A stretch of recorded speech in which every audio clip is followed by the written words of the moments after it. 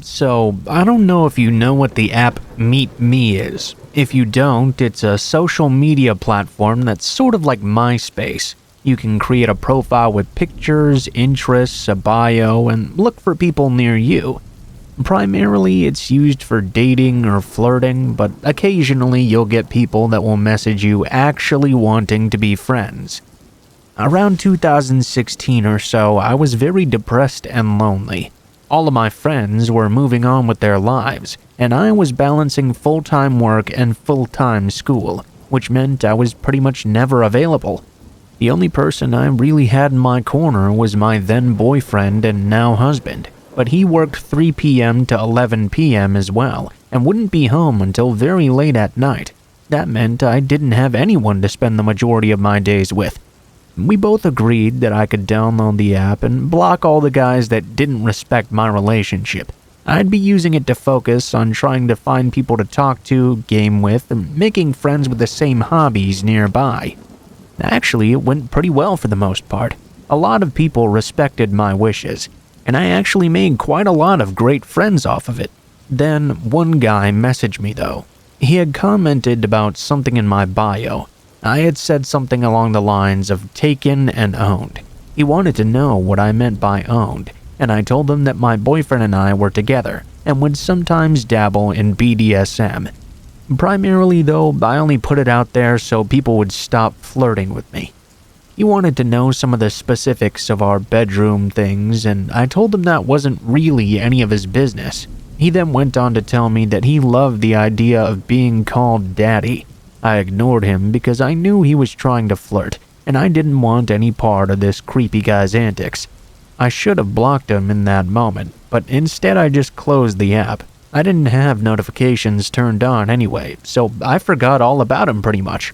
The next time I opened it a few days later though, I saw that he was practically having a conversation with himself.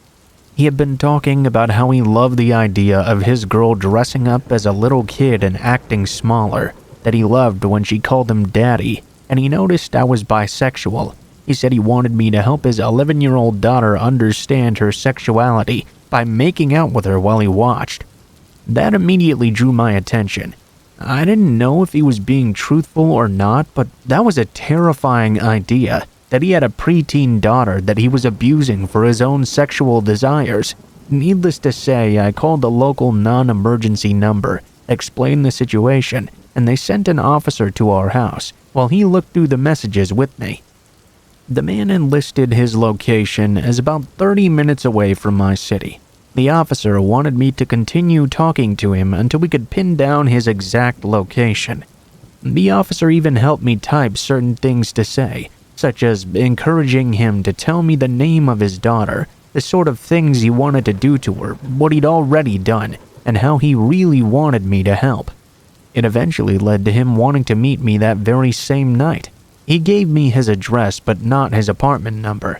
The officer told me that my boyfriend and I should come on the call with him while he was backed up by 2 different cars. We took my boyfriend's car and drove to his apartment. Then I got out. I texted him that I was there and he called me up. The officer had previously told me that I should not go up to his apartment alone, but I didn't want the guy to be suspicious of me just standing in the parking lot. I made my way up, knocked on the door, and he let me in right away. In fact, he grabbed me and kissed me and pinned me up against the wall. I pulled away and told him I had to go to the bathroom. Immediately, I went inside and texted my boyfriend to let him know what the apartment number was. Next thing I knew, I heard a loud banging sound and 2 officers screaming for the guy to get on the ground. The other officer had me unlock the bathroom door and help me get out of the apartment. They stayed up there to search his house for possible pornography and other incriminating evidence.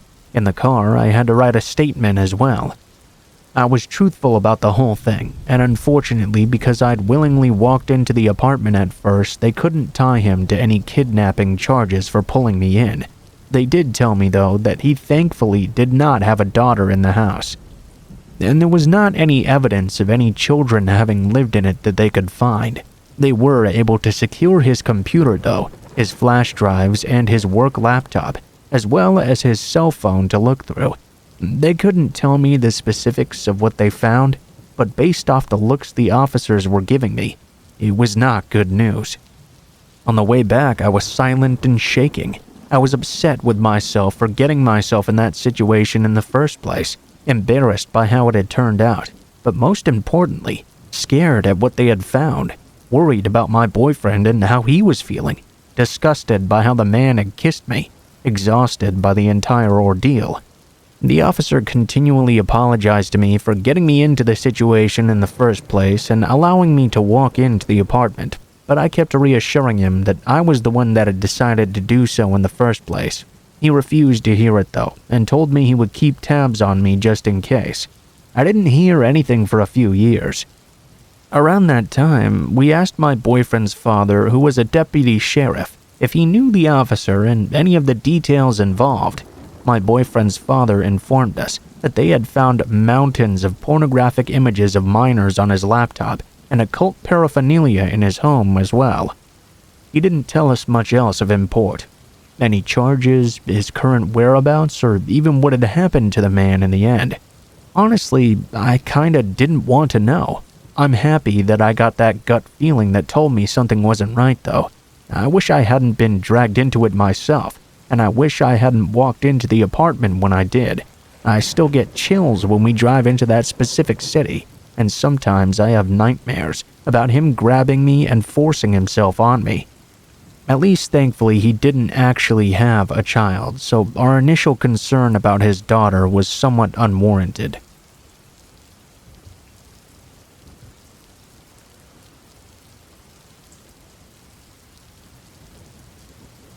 I was about 8 years old as I remember it, walking home from school. I took the long route, which meant I was closest to main roads, where I could be seen just in case there was ever something shady happening, like someone trying to take me. My parents, thankfully, had taught me right. I knew all about stranger danger, don't talk to strangers, don't accept candy, never get in the car no matter what, etc. So as I turned the corner that particular day down my grandparents' street, immediately I could already feel something was not right here. I could hear the sound of an engine idling, low muffled tires crunching gravel, and twigs snapping behind me. My stomach dropped, and my instincts heightened, narrowing in on the sound of that engine. I was waiting for it to rev, and for the car to fly past me, but it did not. I picked up my pace a bit, not too fast to set this person off, but just enough to test the waters. You know, see if this car would move on or match pace with me following behind me. The car just stayed behind me, inching along every few seconds. I checked the distance ahead to my grandparents' house. It was literally 2 houses away, but their house was across the street. If I cut across and ran, I was afraid this person would catch me before I could make it there. I started walking on lawns, moving as far away from the street as I could without setting them to jump out and grab me. As I did this, the car sped up and pulled up right along beside me. All of my warning alarms were going off now. It was a white sedan, and I'll never forget the driver's face. A Caucasian male in his 30s or early 40s, tan and wearing dark glasses that covered his eyes. I glanced at him and kept walking. He pulled up beside me, keeping pace, and rolled by at 2 to 5 miles per hour.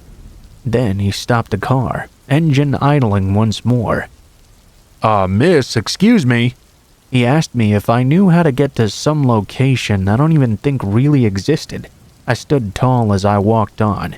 My parents had taught me to always be confident and send the signal not to fuck with me.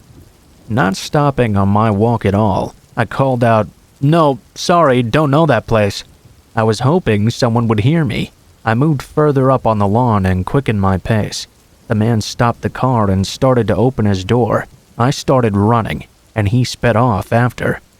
I ran across the street to my grandparents' house, at this point shaking and crying. I told them everything that had happened. They tried to calm me down and told me it was probably just someone who was lost and not to worry. I think they thought I was just overreacting, but nonetheless, that was the last time I walked home from school. I found out the very next day that there was a story in the local paper about a girl who had gone missing in that same area. and a number of attempted abductions earlier and after as well. The description of the vehicle and the driver was exactly the same as the man I had seen. They never did find that little girl in the end. They did, however, catch and arrest the man. I guess that just goes to show you should always trust your instincts.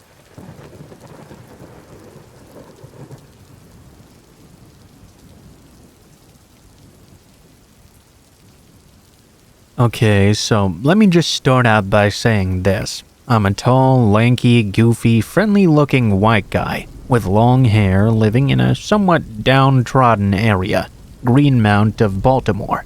People get stabbed, shot at, and or murdered night or day, at least once a week in this area. Anyway, this happened about 2 years ago. I was walking home from the subway to where I lived about a mile away. It was nighttime, I think. I forget what time exactly, but it wasn't particularly late at night. For some reason on this day though, there were not a lot of people around. I had just moved to this particular area of Baltimore, so I didn't know this was a bad area yet. I had looked up which route I needed to take prior to getting on the subway, so I had a good idea of where I was going.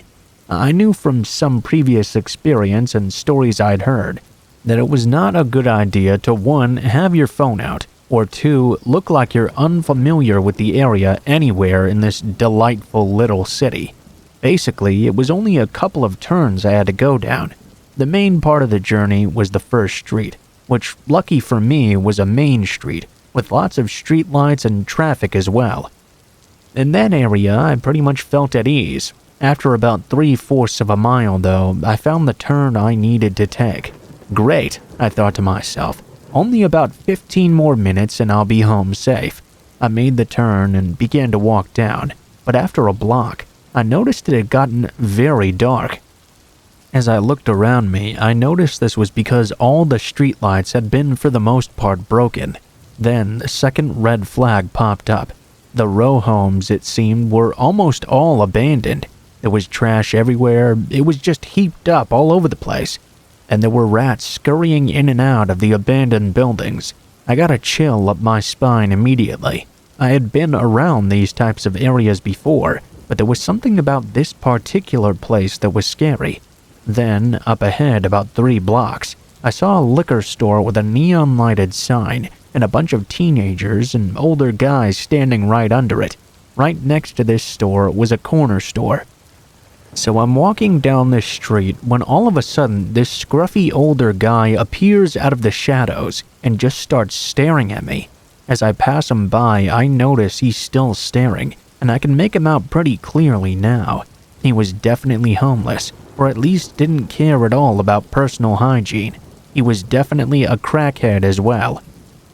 His eyes were open comically wide, super red and spaced out looking, like there was no one inside his shell. To top it all off, he was looking at me like he wanted to murder me and eat my face. As soon as I looked at him involuntarily, his face turned into a snarl immediately, and then he called out, "Hey white boy, what the fuck you looking at?" I kept my head down and continued walking. Again, this was not really anything new, but for some reason I was really starting to get scared now. There was something about this area I just didn't like at all.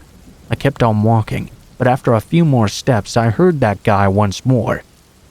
"Hey white boy, get your ass back over here." Now I was scared. I kept on walking forward. My plan was to reach the corner store and go inside.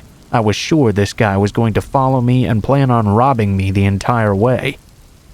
"Hey yo, I'm fucking talking to you, you stupid motherfucker. Who the fuck you think you're walking away from? I own this shit. It's my block." I looked back real quick just to see the man was now gaining on me. At this point, I was only a block and a half from the store though. I could make out the people gathered under the neon light of the liquor store better now, enough to make out the fact that apparently these were drug dealers. For me, this was great news. Drug dealers don't really want anyone messing with white boys walking through. Those kinds of guys are probably customers, and they don't want the block to get hot, which is slang for cops having to come there. Finally, I get to the blick with the stores. The crackhead was still following me. The drug dealers were now staring at me. They were not looking like the friendliest bunch of people.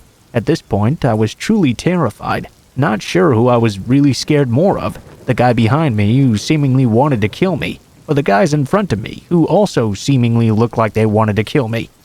Seriously, they were looking at me like I had 3 heads. I decided that I didn't want to stop inside this corner store. In fact, I didn't even want to be on this side of the street anymore. I made an abrupt turn and started crossing the street to the even darker side. And that's when I heard the drug dealer start yelling at me. Hey yo, what the fuck are you doing here? Where you going? You running? You scared? Then, at that point, I got really scared. My heart was beating fast, really fast, and I was shaking. The scariest moment was still about to happen, though. I could hear one of the guys behind me say to another one in the crew, "Yo, give me the piece. Give me the piece. I'm about to make sure this bitch ain't no undercover." I looked back only to see him grab something from his friend. He grabbed it and started walking quickly over to me. They were all laughing, in this really sick, sinister way. "I ain't done with you yet. Hey!"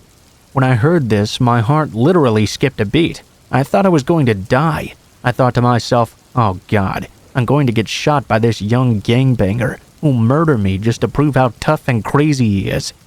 I literally took one look at him to get a last look at what I was facing, then turned and ran as fast as I possibly could. I cut through a quick cut-through and ran down one more block that was just as pitch black before I got to a really well-lit block with traffic and no trash or abandoned houses. I turned around to see if anyone was still following me, but there wasn't. The incredibly fearful feeling had now left me, but I crossed to the other side of the road before I stopped to catch my breath. The crazy thing was, I only lived a few blocks away from that street, but here in Baltimore, that's far enough to never ever see any of those people ever again. Thank goodness.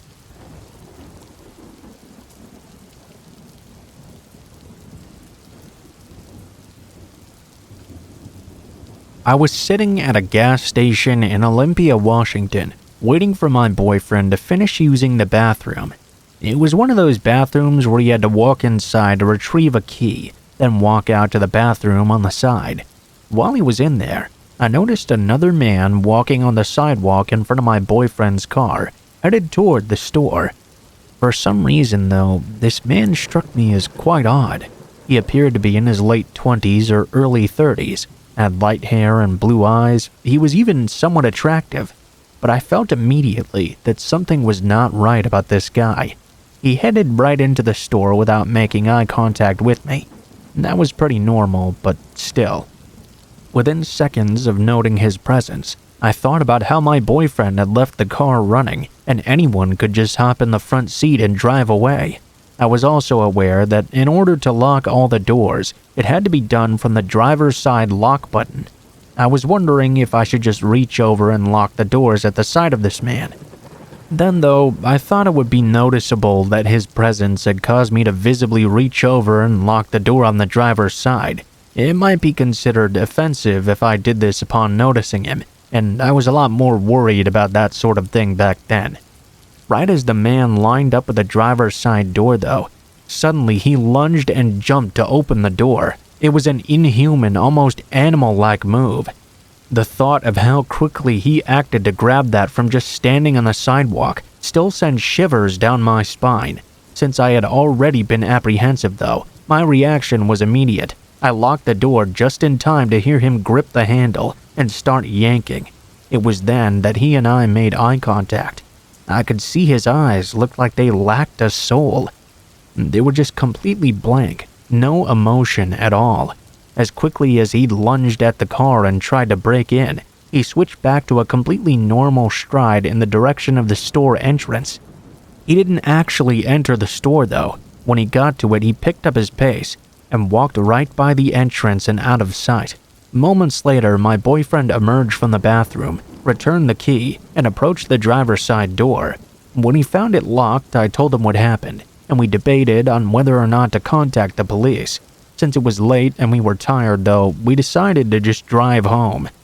My biggest takeaway I got from this situation was to trust my gut feeling when it's telling me something is not right.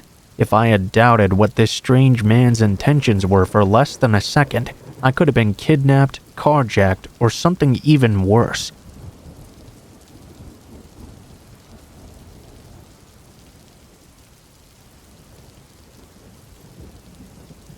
One afternoon, after coming out from a lifeguarding course on my birthday, I decided to walk back home the long way around. The long way consisted of a main street walk halfway, while the other half was through these dense woods that connected the back entry of a cul-de-sac in my neighborhood. There I was, walking along, and just as I'd entered that cul-de-sac, suddenly I got this intense feeling of dread, telling me to stop right now. As I looked out over the expanse, suddenly I thought it was not such a good idea after all. It seemed to be a lot more abandoned than usual. I turned around and instead decided to take my usual way, Main Street and neighborhood entry via road. About 2 hours later, I got a sudden knock at the door. I went to open it. 2 policewomen were there standing before me. They asked if I had been in the woods today and if I had seen or heard any suspicious behavior. This was quite startling, given I'd always felt secure and safe in my neighborhood. I replied no, before I remembered that feeling I'd gotten in the cul-de-sac before. When I told them about it, they went ahead and informed me there had been an attack in the woods just by that area, and the victim had been found dead. Absolutely tragic, as it was a young girl, around my age at the time actually. Her murder case hit the news, and I went to her funerary event and celebration of life. It was so tragic to know such a young, beautiful, and loved girl lost her life so brutally and randomly. Sometimes I still think about this event, wondering what could have been if I'd gone down that route instead. I wonder if I would have either witnessed the horror, or if I would have been the one attacked first. I'll never forget that moment for the rest of my life.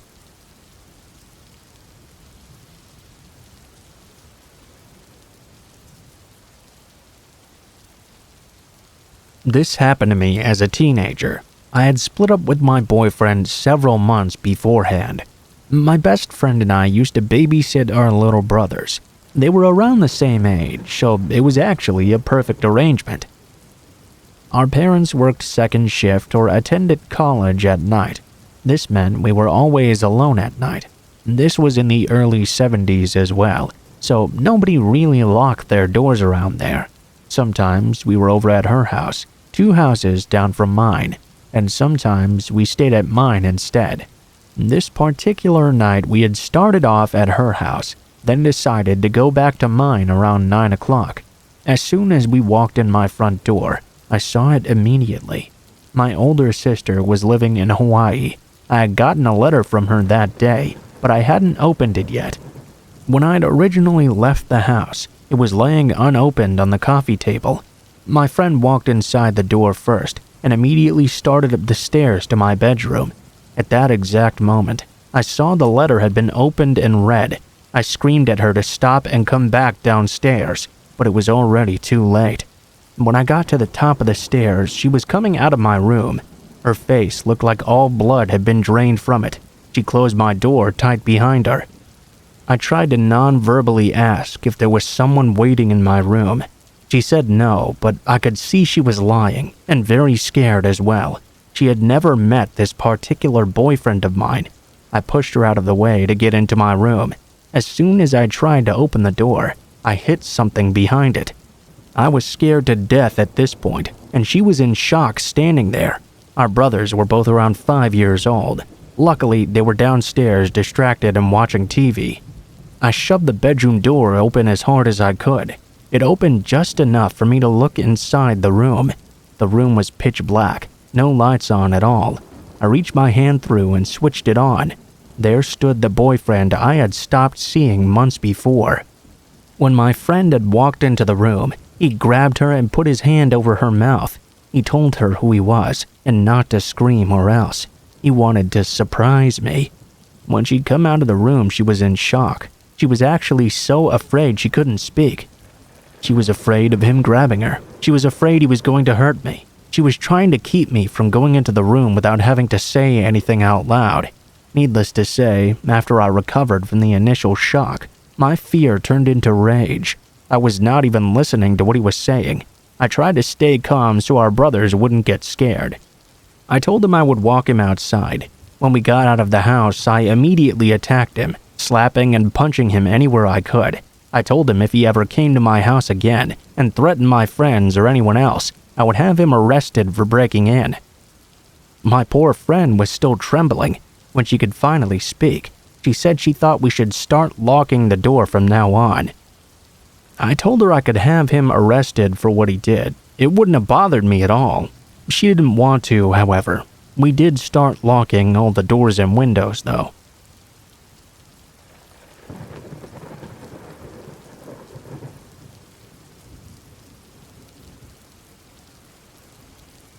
When I was around 20 years old, I was hospitalized due to immunodeficiency for multiple infections, including one that had to be surgically excised. A lot of crazy stuff happened during that visit, including being misdiagnosed with AIDS and even flesh-eating bacteria. This was at one of the best hospitals in the USA as well, mind you, but this was far from the scariest thing that occurred during my stay there. One night, at about 3 a.m., I believe, one of the nurses came inside my room. I woke up because I had slept quite a lot that day, and the bright lights in the hall shining through bothered me. I noticed it was not my normal male nurse, but an older woman, maybe in her mid to late 40s or so.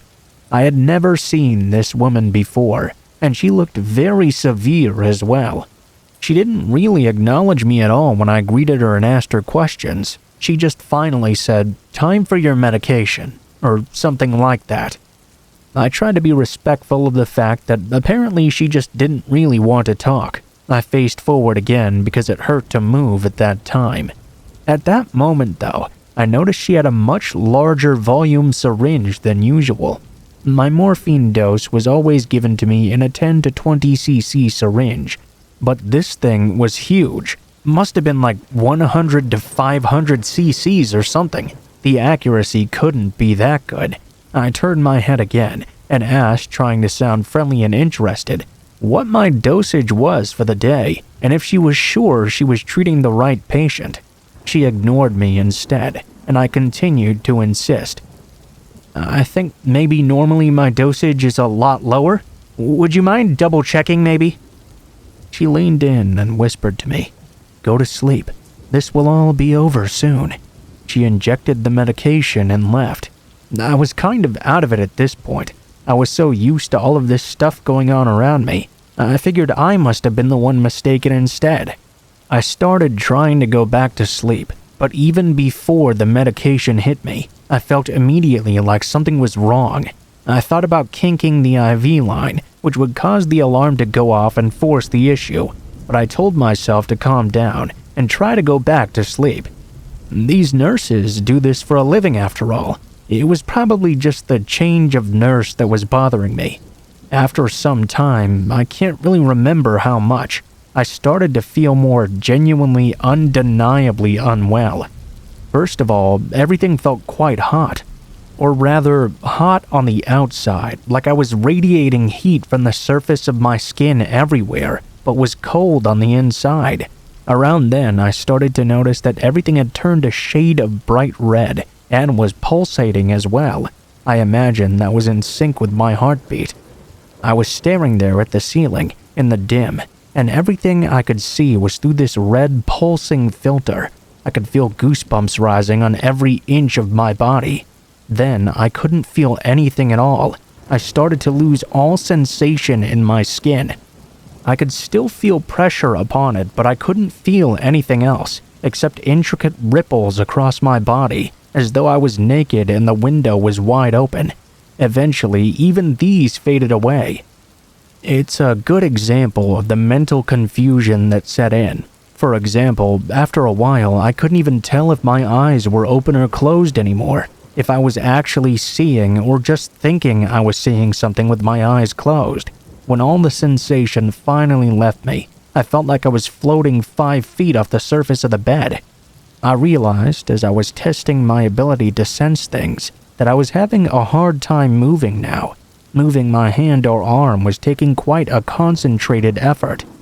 Luckily though, at this point I somehow managed to hit the call button, for which I am supremely grateful. Nothing felt emergent. The whole thing came with a warm fuzziness. I spent a lot of time just playing with trying to move my hands or arms. I was watching them before realizing that I was not actually looking at my arms. Nonetheless, I was gradually losing my ability to recognize anything at all. Around the time I could only barely move my wrists, and no longer my arms and fingers, I was really starting to feel concerned. I realized on some deeper level in the back of my mind that the feeling I had in the pit of my stomach was clenching concern, and that this had the potential to be very dangerous. I wanted to hit the button again, or even call out, but I was just too tired. My muscles would not obey me at all. Now I noticed as well that the pulsing was not as frequent as it had been before. Though it was only upon reflection later that I fully realized the significance of that. I kind of mentally slapped myself and set about consciously focusing on breathing. In and out, in and out. Don't forget in. That was the hard part.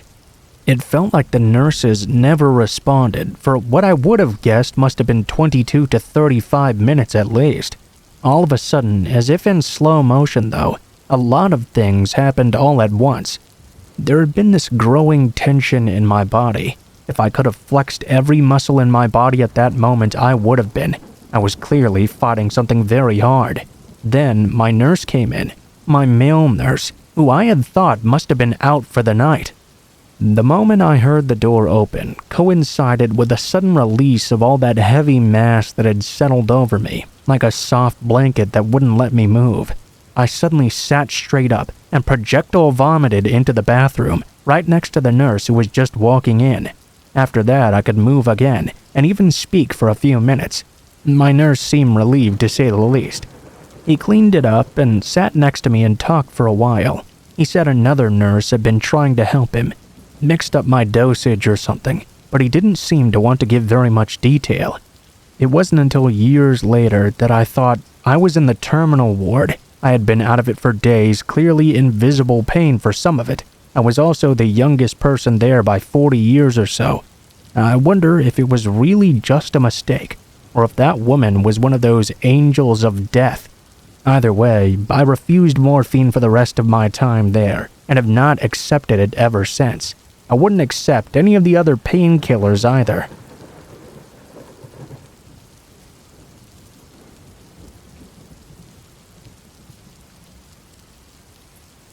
I'm a 28-year-old man from England. Near the end of August, I was out with some friends in a bar to celebrate my birthday.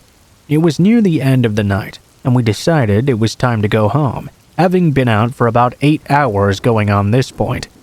We were up to the first floor of the bar, and my friends went down the staircase to the main doors ahead of me. For reasons my advanced drunkenness has caused me to forget since, I decided to try taking a shortcut off the stage next to the stairs instead. I'm guessing I just stepped off the stage thinking it was a short drop to the ground. It was closer to about 5 or 6 feet, and I hit the ground dead on with my legs straight and my knees locked. I heard a snap. Well, I knew instantly something was seriously wrong there. Cue a 999 call and a surprisingly calm ambulance ride to the hospital after being dosed up on gas and air. When we arrived, they gave me a thorough x-ray and discovered I'd broken both of my legs like a dumbass. By this point, I'd sort of already guessed though. Your right foot pointing down instead of up is a pretty good indication something's really wrong. My heart sank even further when the attending doctor told me they'd have to admit me ahead of corrective surgery in the next couple of days. By now, they'd given me quite a bit of morphine. I was still huffing gas and air like a champ as well, so I was fairly out of it. A porter wheeled me up to the ward and introduced me to a nurse, who explained I was going to be put into the men's ward, as they'd had to separate genders the previous day into different rooms. Even out of it on pain meds, I remember thinking that was quite a weird thing to mention. My nurse set me up in my room right by the ward entrance. My bed was one of 5 in there, and was next to the room's shared toilet/shower room. It was around 5 a.m. now, and the entire place was quiet and dark. As the nurse took me through all the admittance procedures, I could vaguely make out a guy in the opposite bed. Unlike the others in the room, he was awake and sitting up in his bed to watch me being brought in. I couldn't quite see his face, but the patchy white hair on his head was catching the moonlight coming in from the windows, so he must have been an older guy. What struck me as odd, though, was how he was just sitting there, completely still like a statue. No movement, no noise. I couldn't even hear him breathing. He was just sitting there focused on me the entire time. Before the nurse left, I asked him to draw the curtain around me so I would be shielded from view, and eventually I managed to drift off to sleep. I woke up the next day to find my parents had been contacted and were sitting by my bed. Standing next to them was the guy from the bed opposite, chatting away like they'd known each other for years. I'm not exactly known as a people person, and given that for obvious reasons I was quite a touch grouchy, I'll admit that I was annoyed my parents were letting a total stranger stand right over me while I was unconscious. Of course, there's no way they could have really known that he'd creeped me out a little the night before. The man introduced himself. Here we'll call him Mick. He seemed friendly enough, one of those harmless old men who comes across as lonely, and is just keen to talk to just about anyone. I found out he was in his early 70s, quite short and round, and was on the ward because he'd fractured his collarbone in a fall. When he eventually wandered off, my parents told me he seemed to be a nice man, confirming he just appeared pleased to have any new people to talk to at all. During the course of that first day, my parents eventually left. The doctors came around to fit me up with splints before my surgery, planned for day 3. They made it clear I'd be in the hospital for at least a week or so, and I would not be walking for a few months at the very least. Not what I wanted to hear. During all of these conversations, Mick was always lurking nearby, listening in. When the doctors left, he came right to my bedside. Rather than stand, he sat down in the chair next to me and asked me to repeat what the doctors had said. I wasn't in much of a mood to chat, and because I got it into my head that he was harmless, I asked why he'd need to know. He'd only been standing a few feet away, and obviously he must have heard everything. The second those words left my lips, though, his entire demeanor changed immediately. The sweet old man that had been sitting in that chair just beside me was gone. His face went blank and flattened out. He fixed me with this strange stare, and one corner of his mouth lifted into a lopsided grin. My wife just died, you know. Again, I'm not a people person, and conversations about death are certainly way outside my wheelhouse. I stuttered a little, trying to find appropriate words. I was starting to say how sorry I was to hear that, and asked how long it had been. Given the odd grin, I guessed it had been quite a while. About 3 weeks, just like that, gone. His face never changed the whole time. It dawned on me now that maybe he was not totally mentally present at that point. He never broke eye contact either, just staring at me grinning. One of those looks that wasn't immediately sinister, but goes on for too long, you know. Thankfully, the nurses came in at that point to serve dinner, and Mick retreated back to his bed. He watched the TV the rest of that day. I put my iPod on so I had an excuse to not make any more conversation. Right then, I just thought he was a little left of normal, and it was more weirdness that I could certainly deal with. When the lights out came around, I asked the nurses to draw the curtains closed around my bed for me.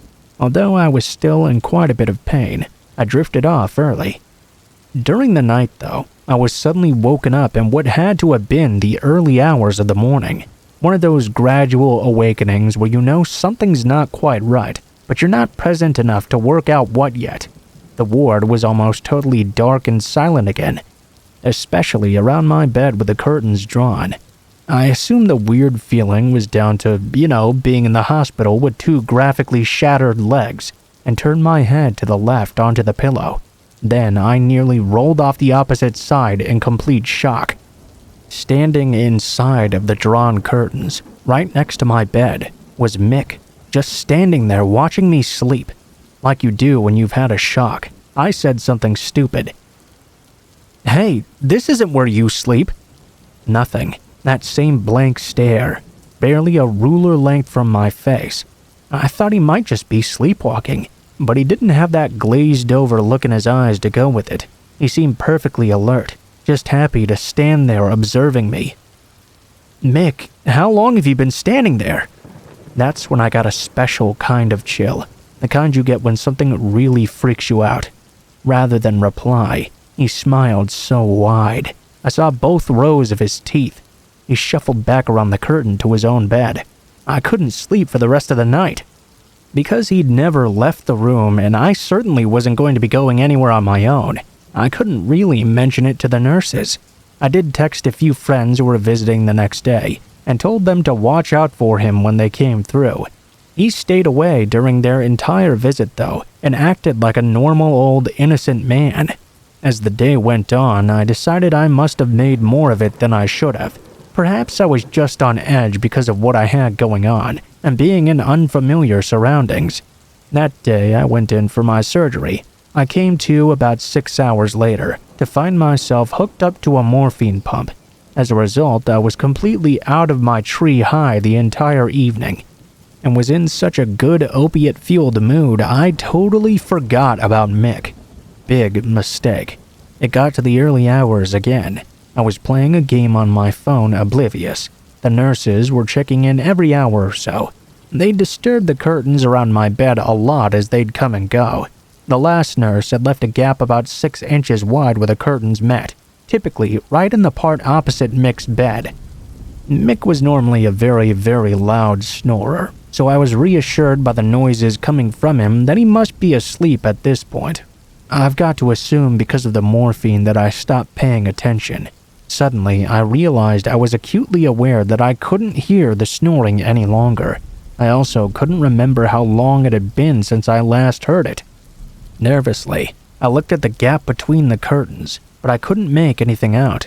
I was just about to write it off and go back to my game, when just left of the gap, I could hear my name being called out. Not the normal way of saying it, not a whisper, more like a sinister groan almost, low and gravelly and menacing. I froze. I mean, what's the protocol when a pensioner has gotten out of bed in the middle of the night for the second night running to mess with you? I sat there paralyzed, more paralyzed than I already was because of my legs. I was suddenly aware of my sense of vulnerability. I was completely immobile. It's not like I could get up and leave or something. I was stuck in my bed with heavy bandages and braces around both of my legs, hooked up to an IV. I slowly moved my hand down from my phone to push the call button for the nurses. Just as my hand reached it, the long groaning of my name stopped, and so had my hand. Had he seen me reach out for it and gone back to bed? No, he was still there. About 30 seconds passed by, presumably the length of time it took him to notice I was not going to press the button yet. Then came the heavy breathing, low rasping intakes of air, followed by extending groans to expel it, over and over, right from underneath the foot of my bed. That was my limit. I hit the call button and the light went on above my head. I heard the buzzer sound down the hallway at the nurse's station. There was a burst of movement behind my curtains, and I heard the nearby toilet door quickly open and close. Not long after, a nurse responded. Mick was still in the toilet, but because it was close by, I beckoned the nurse nearer so I could whisper. I told her what was going on this night and the previous, and asked if something could be done. She nodded and said she'd be right back. While she was gone, Mick emerged from the toilet. I heard him quietly crawl back into his bed and pretend to be asleep. Thankfully, the nurse had fully closed my curtains, so at least he could not see me now. An hour passed by, and eventually the nurse returned. I was expecting to be moved elsewhere, but instead she told me I couldn't have a sleeping pill due to being on morphine. I tried my best not to be impolite. I calmly told her I had not asked for a pill. I asked for something to be done about Mick. The last thing I wanted in this situation was to knock myself unconscious with even more meds. She just sort of shrugged and half explained that all of the wards were full. Then she disappeared, telling me to get some rest. Needless to say, I could not sleep for hours. Mick's snoring eventually resumed, and the day finally caught up with me. I cautiously allowed myself to drift off. The next morning, everything seemed normal. Mick made small talk, which I didn't really respond to, and eventually left me alone. That afternoon, a guy younger than me was admitted with a broken leg as well. This guy was 18 but looked about 12. It was absolutely ridiculous. Mick didn't seem to think so, though.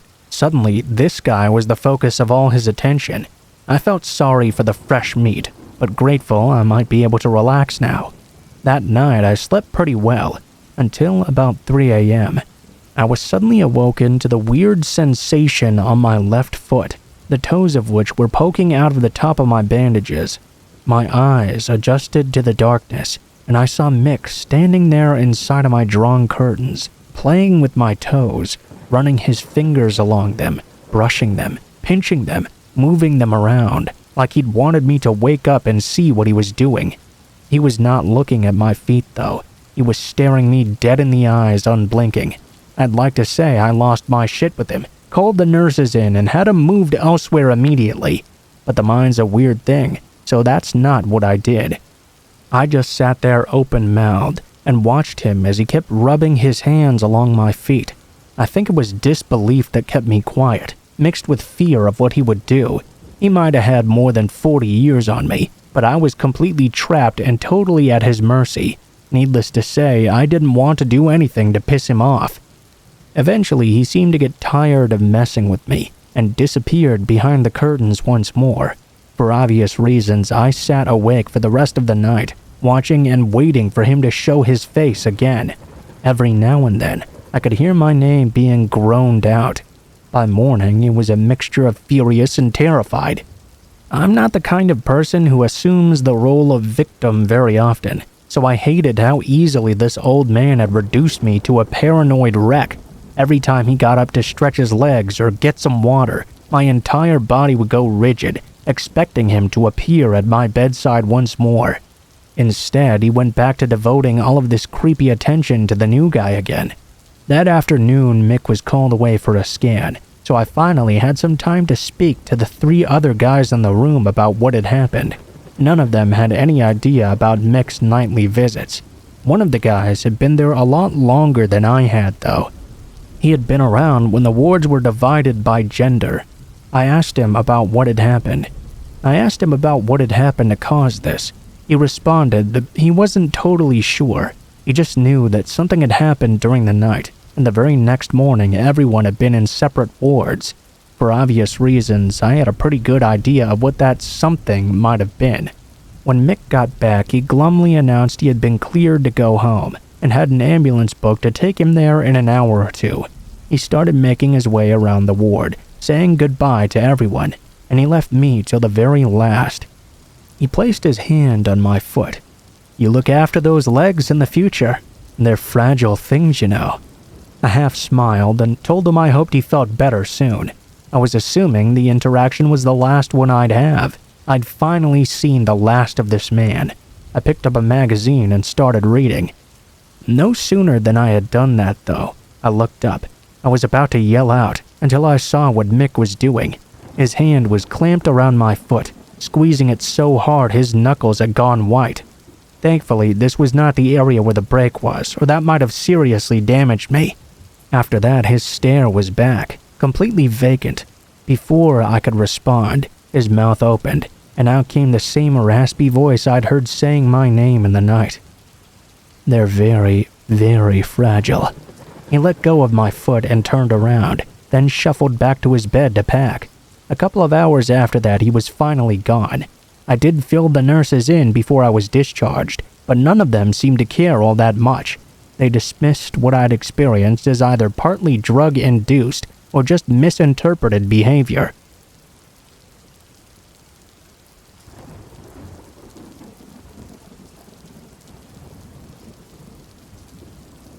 This happened about 3 years ago when I was 16. I had left high school and was working at a hair salon. That's where I met one of my best friends, Adam. Adam's mom lived around the corner from where I grew up and was good friends with my cousin as well. Small world, huh? So one weekend, I went around to his place for a few drinks. I met his mom, who was very lovely. She was only 36 and really down to earth. had an aura of motherly love you could just trust. We decided to go out onto the town center for a few beers together. In my country, if you're with a parent or guardian, you can drink legally. We were having an awesome time blowing off steam after a long week of work and sharing a bit of quality banter as well. We were at the pub for about an hour when a few of Adam's friends showed up with a girl called Jay. I don't want to sound rude, but when I first met Jay, I honestly thought she was a guy. She was very androgynous, with shoulder-length, dirty blonde hair, baggy orange t-shirts that came almost down to her knees, and navy blue cargo pants. This in itself is somewhat of a crime against fashion. I remember wondering why she was hanging out with Adam's friends, as they're all massive fashionistas with barbed tongues and no qualms in calling out fashion disasters. I excused myself to go to the ladies' room, and when I got back, Jay had moved around in the seat so I would be forced to sit next to her at the end of the table, away from everyone else. No big deal though. I'm a social person, and it was an opportunity to make a new friend. She sat really close to me, almost rubbing up against me, even though there was a lot of space for her to move over. Red flag number 1. I passed this off though as me just being big on personal space and her being quite tipsy. When she talked, she would lean in real close to my face and breathe stale beer and cigarettes almost directly into my mouth.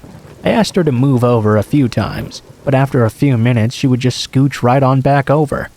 The conversation was fairly normal though, so at this point my creeper radar was not really dinging.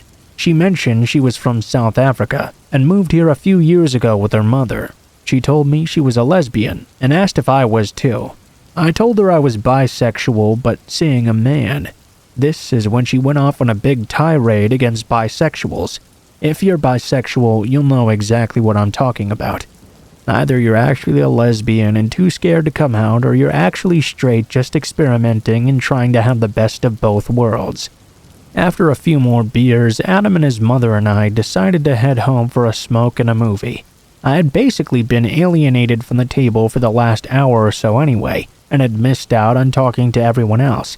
As it turns out, Adam's friends were going to a party later on, and asked if we all wanted to come. Neither of us were sure yet, so we agreed to head home, have a shower, and see how we'd feel. Adam didn't have a cell phone at that time, so I jotted down mine on a piece of paper and handed it to one of the boys. About 5 minutes into the taxi ride, I got a message. "Are you coming to the party?" We had just agreed to give them a call if we felt like coming later on, so I was a little bit annoyed with being hounded. I didn't respond. 20 minutes later, my phone beeps again. "You're the sexiest woman I've ever met." Whoa. At this point, I thought it must have been Adam's friend, the one I'd actually given my number to. He's obviously gay, so I assumed it was a badly placed joke or something. Whatever. I texted back something like, "Not as sexy as you, Mr. Fabulous Pants." Big mistake. My phone beeped again immediately. "It was nice meeting you. I want to see you again. Right now. Love, Jay." It was Jay. Fuck. Up until this point, I had just put everything down to cultural differences, but now I was feeling weird. How did she even get my number? I didn't text back after that, even though I received 20 messages, all along the lines of, "Where are you? I have to see you right now. Where the fuck are you?" I showed Adam and his mom the texts, and we all agreed the best thing to do was ignore them and hope she just went away. I turned off my phone, and after that there was no way I was in the mood to go anywhere. We stayed in, had another few beers, and watched a movie. Cut to a few days later. I was at a work function when I got a call from an unknown number.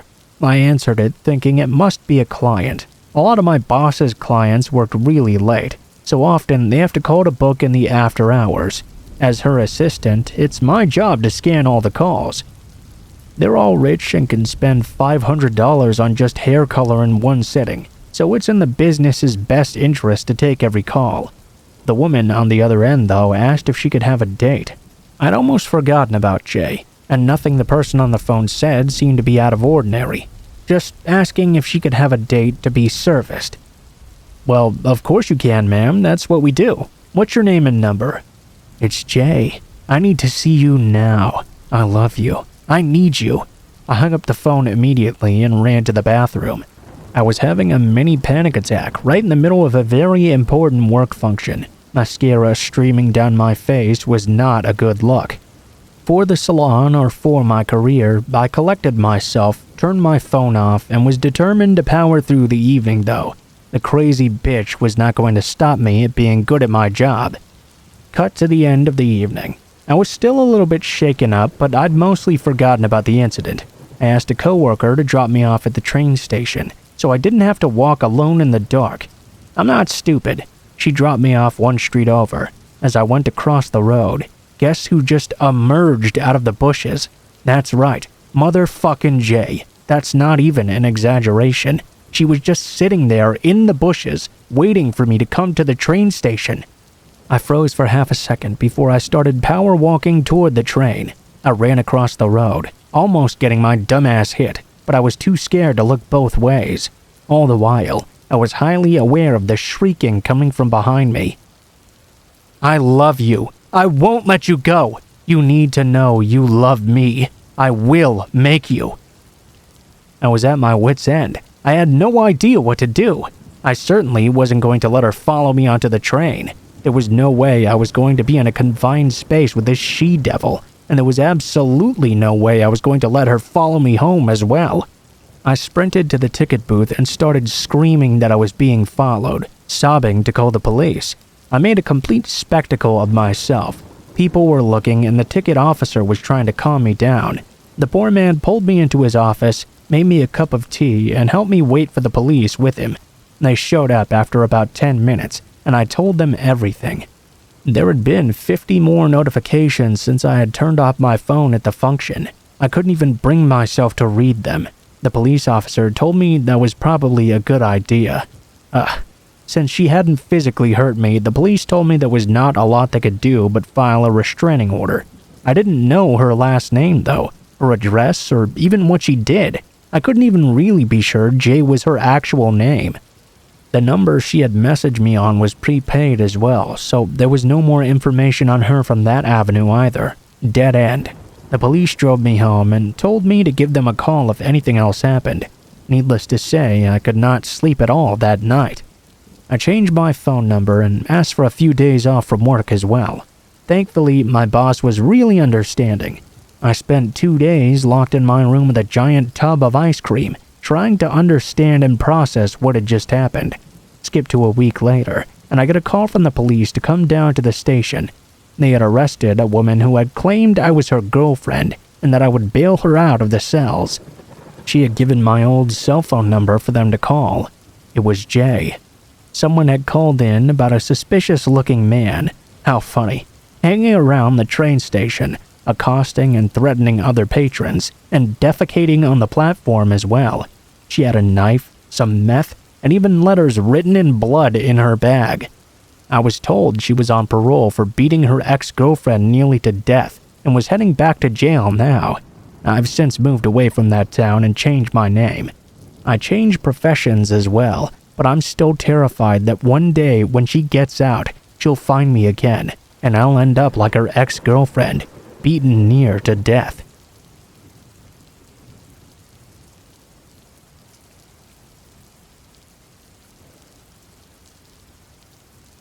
About 8 years ago, I started going to community college, which meant I had long days and classes at random times. When I got home from school, I would always park my car in the church parking lot near my house. I lived in a fairly small house behind my parents' home at the time. One day, I noticed there was a man sitting in this green SUV, parked a few cars over from mine. It was at about 9 p.m. when I got home. I thought this was pretty weird, because no one ever parked there at night. It was right in the middle of the suburbs. I figured it was likely a one-time thing though, and completely forgot about it. The next day I got home around 2 p.m., and that car was in the exact same spot, with the guy just kinda sitting there doing nothing. I again thought this was quite weird, but I just went into my house and watched TV for a while. After all, what could I really do about that? I got a call from my friend down the road though, asking if I wanted to go on a drive. I left to go pick her up. I noticed that the guy was still there, still in his car. He was still there when I got back, too. This went on for a couple of weeks. He was there every day at all hours, morning, day, and night. He would be there until 4 a.m. on some days even. I started to get really weirded out by this. There were probably 50 or more spaces to park in, but he would always be just 3 spaces away from mine. He knew I parked there, as I was the only car that parked there. There was a gate to my house and the fence across from my normal spot. It was very unnerving that he would always be there. Finally, one day I came home and this time the guy was not there. I decided to park in the spot he was always in. It didn't really seem special. There were no extra trees in the spot and it faced the fence as well. There were hills on the other side, which were much prettier and more scenic to look at. Once I parked, I stayed there for a few minutes and called one of my friends. When I looked up though, I noticed something horrifying. From this position, I could see into every window in my house. I didn't have curtains at the time, and I had a stupid habit of walking around in my underwear. I mean, I had this big, huge fence, and there was no way to see into my house from the street. I freaked out and realized that entire time he had been watching me. I took my parents' Mastiff and made him stay with me at nights after that. I also stopped parking in the church parking lot, unless it was during the day. I told my dad, but he thought I was just being crazy and paranoid. My mom, though, believed me. One day, we got in her truck and drove behind the guy's car to get his license plate number. He got really angry at that, stormed out of his car and yelled at us even. My mom basically said, "You're really creepy, you can see into my daughter's house, and you're here all the time, day and night." He made up some excuse about cooling down before he went home after he went to the gym. It made no sense. We called the police and they went to his house. It turned out he was a married dude with kids, and he told them he was just listening to his tapes. I had actually snuck along the fence where he couldn't see me at one point, and just listened to what he was doing as his windows were down. He was sitting there, in complete silence. There were no tapes. The police told him he would be in serious trouble if they found him parked there again, and he basically wasn't allowed back there. I know the police get a lot of shit sometimes, but they were really great during this incident, and said they'd scared him off. The next day, he wasn't around, and I thought that would finally be it. It was also my friend's birthday, so I went out to dinner that night. I came home around 11 p.m., and there was another car parked in that same exact spot. I was livid. I knew it must be him, but it was a different car this time. I told my mom, then stayed at my parents' because I was pretty freaked out. My mom decided to drive her car through the parking lot just to see if he was still there. Once she drove through though with her brights on, she saw no one was in the car. She figured it was just a coincidence, then drove past and turned the car around. Once she'd turned the car around though, she saw the man get up from a crouched position, then speed out. Apparently, she thought to herself that was a prime opportunity to follow him.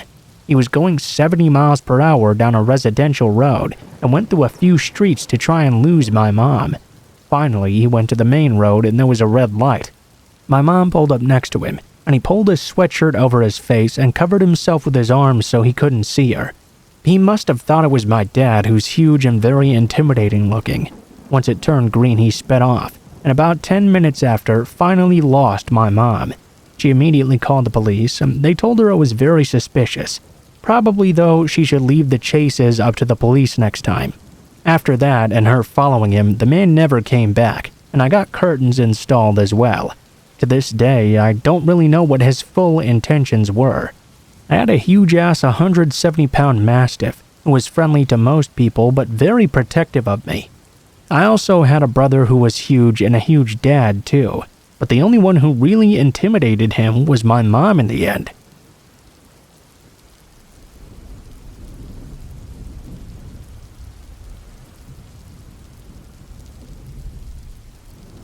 This happened back in the late 1980s. This was before places like Blockbuster Video existed. Instead, there were tons of mom and pop video stores around. I know it might seem weird to say that now, since Blockbuster has also come and gone the way of those same stores too. kinda makes it seem sometimes like it was a lot longer of a time ago than it really was. I always remember the "Be kind, please rewind" stickers that stores would slap on their videotapes. I don't really think everyone paid attention though. There were plenty of times I would rent out a tape that was not rewound. There was also a time or two when I'd get a tape that was not even the right one I'd rented out. Again, I don't really think the people at these stores really paid the kind of attention to what they were doing that they wanted you to think they were.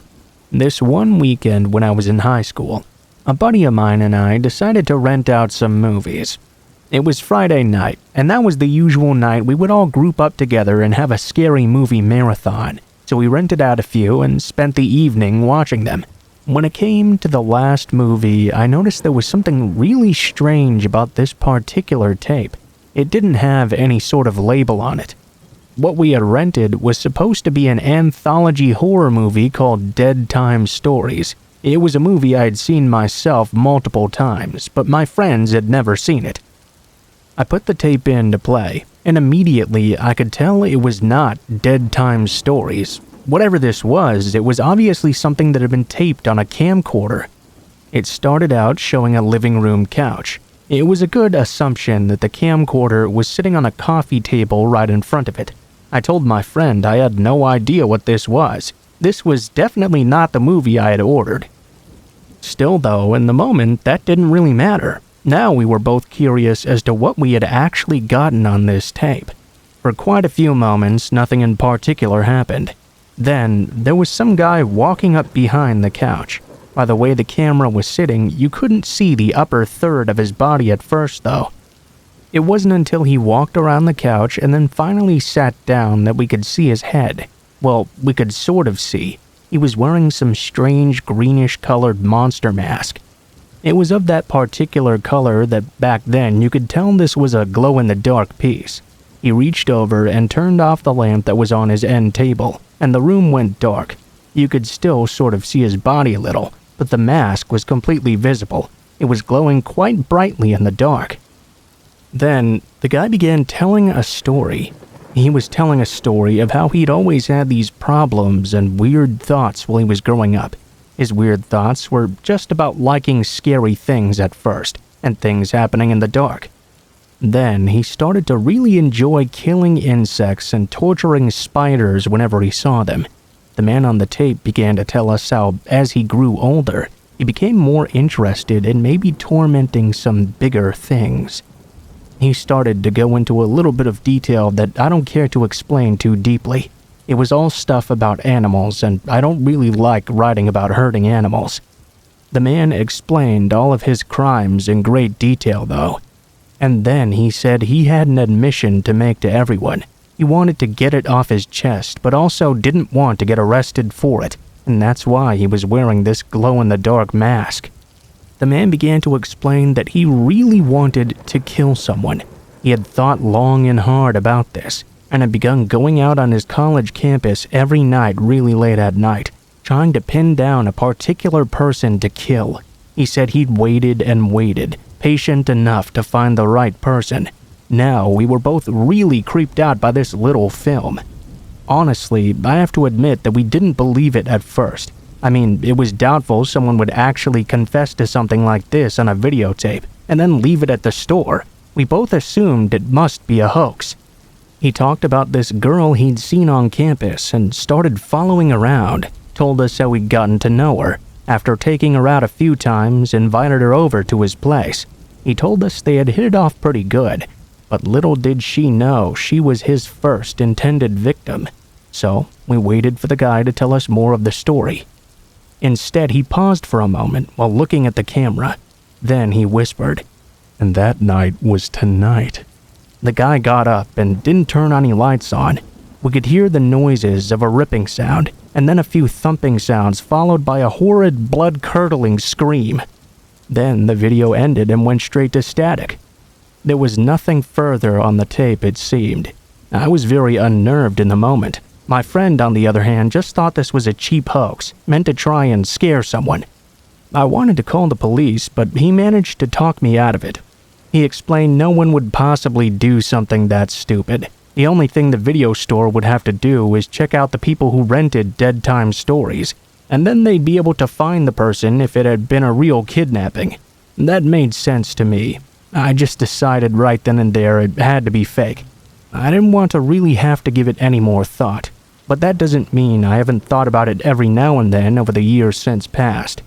Even if that was fake, it's sort of a demented thing to do, isn't it?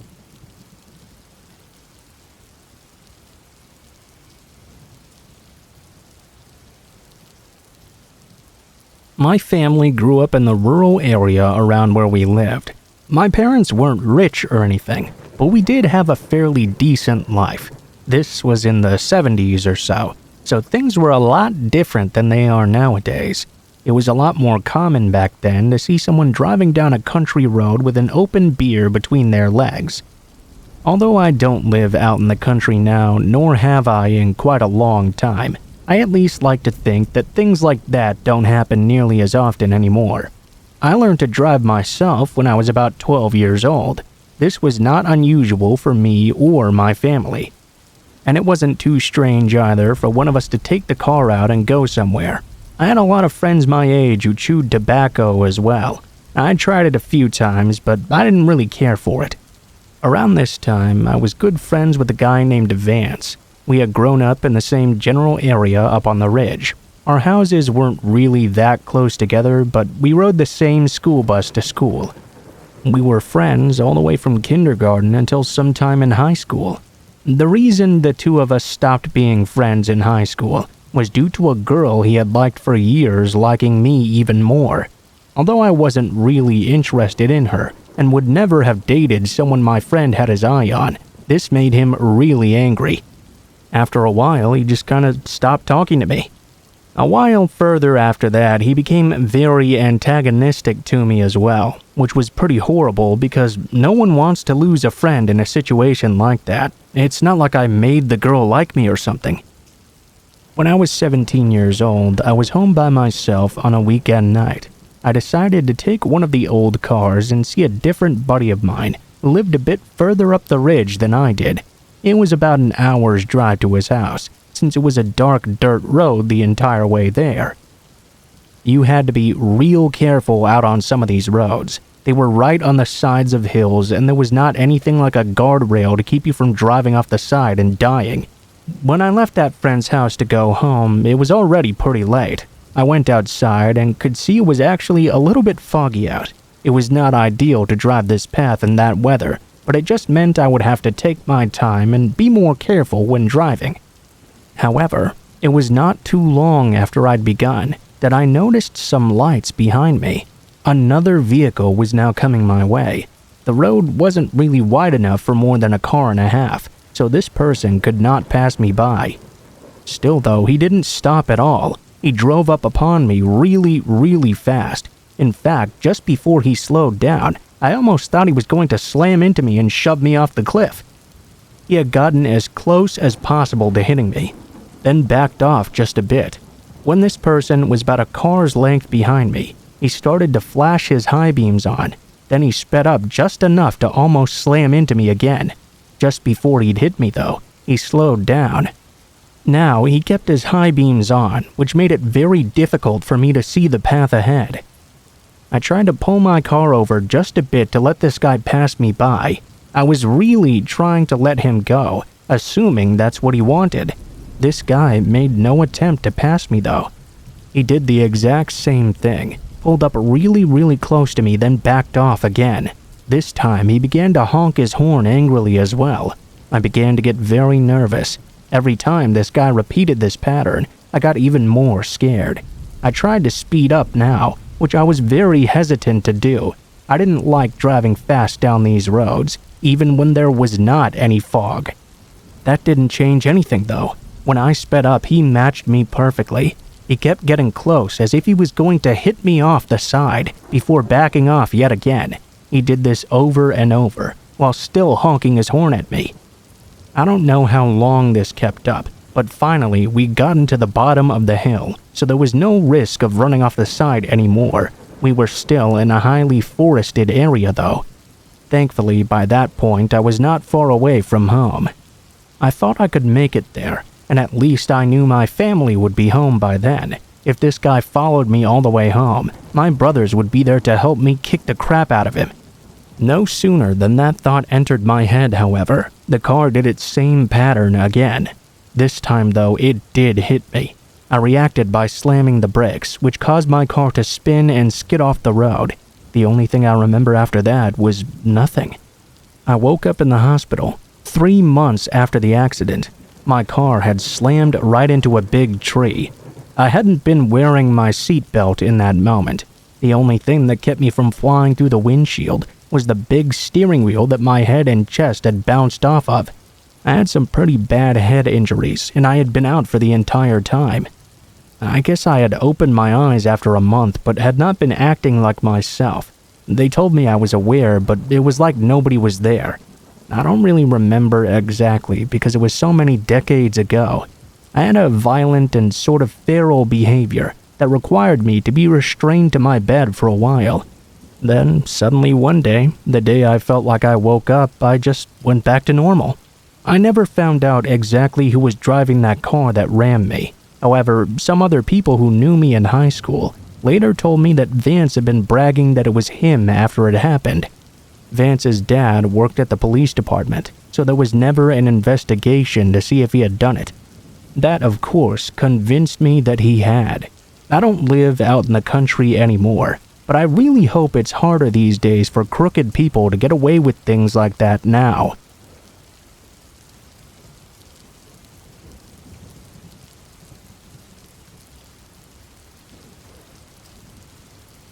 Okay, so the best advice I can give anyone about meeting people over the internet is to always meet them in a neutral place. Try and get a good read on them before you go over there or invite them over to your place, because you never know what might happen if you don't do this. I'm a little bit older now, but I was at dating age back when the internet just started to become a thing. I'd had a real hard time finding anyone to date before that. I have to admit that I used dating sites quite a lot when I was younger, and even got addicted to one as well. I spent a lot of money on these lines.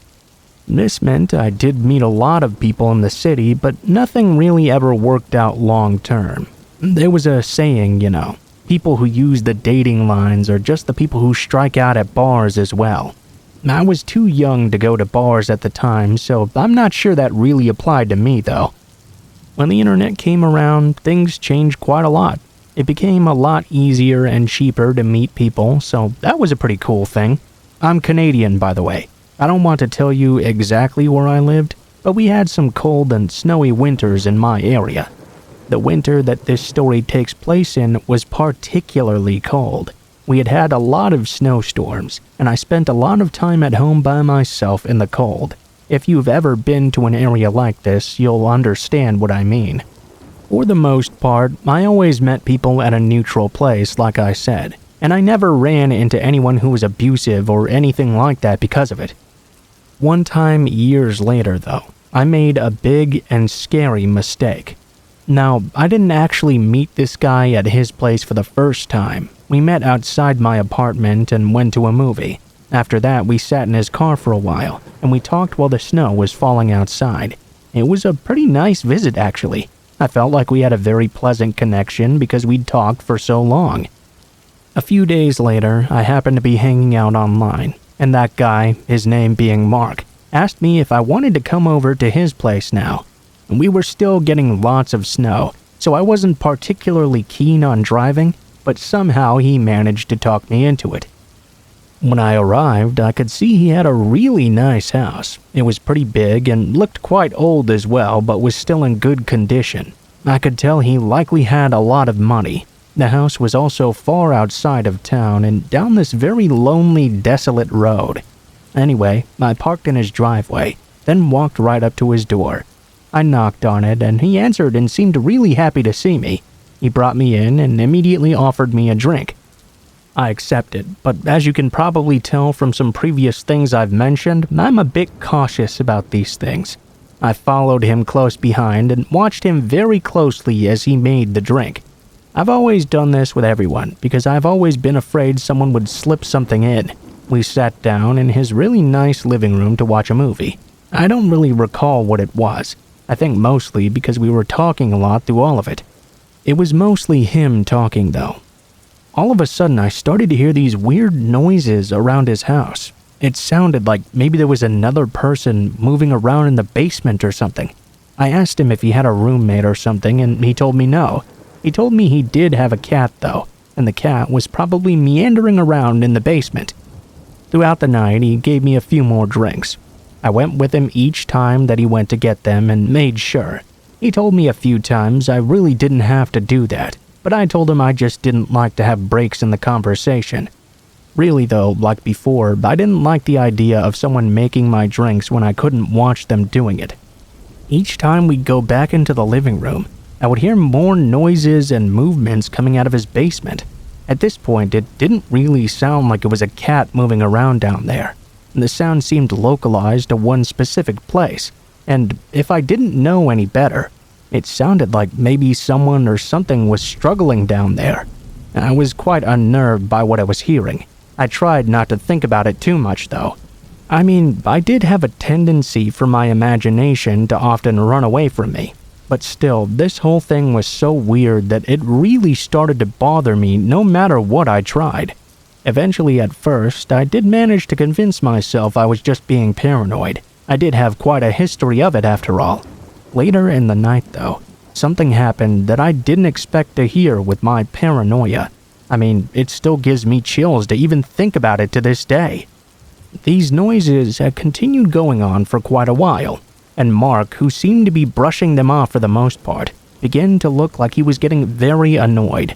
Eventually, he got up to excuse himself. He told me he had to go and check on something. Not long after, I could hear Mark yelling from the basement. I don't think he thought I could hear him.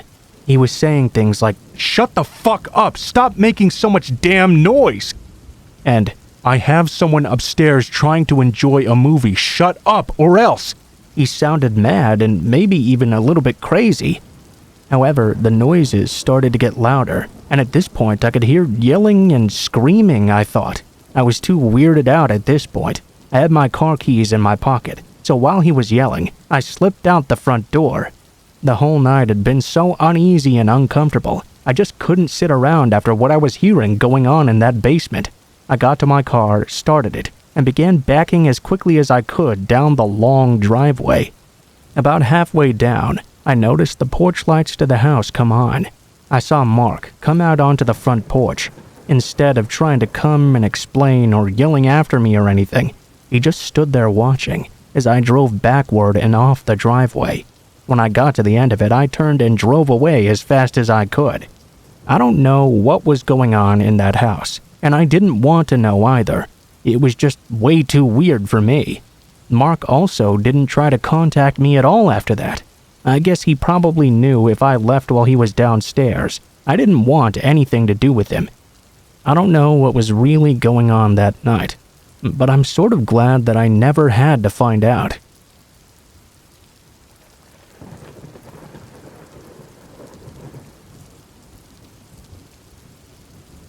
I was a young and naive youth minister working at my first job at a church. I was very eager to know the kids and their parents. I had made a pretty active program, and we were attracting new kids every day. One day, this single father and a little boy showed up. Okay, pretty normal story.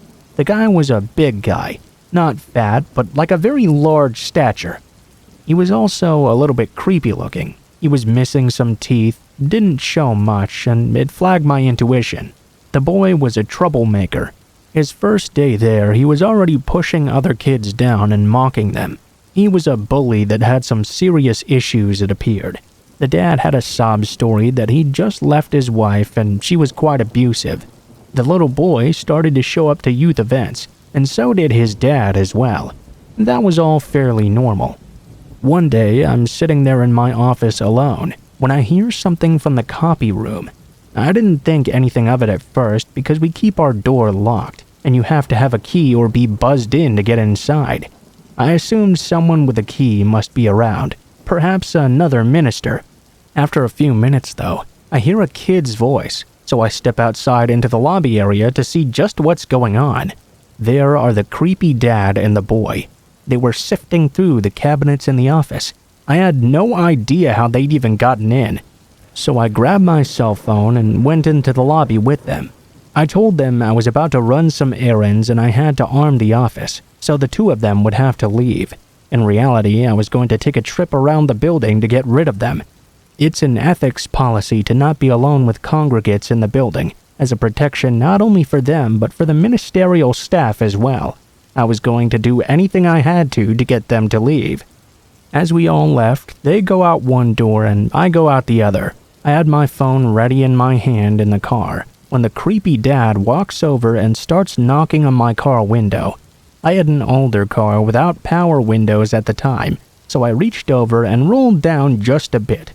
He told me he wanted to know if I'd babysit his kid someday. Said he'd left the kid last week, and the kid had peed all over the apartment. He was looking for a babysitter that might be a good influence on him. I told him no, I couldn't do that. I had a lot of other obligations, and no room to fit that sort of thing into my schedule. The man began trying to open my door for a few minutes, then trying to shove his fingers in and push the window down, begging me to babysit. I said that I really had to run an errand at that moment. Finally, he left and I drove away. I knew he would be there for a while waiting for me to return, so I went to grab an iced tea and a snack at my favorite fast food joint. I drove back to the church and, of course, he was still there. I called one of the older people I knew that lived close by, and he agreed to meet me at the church.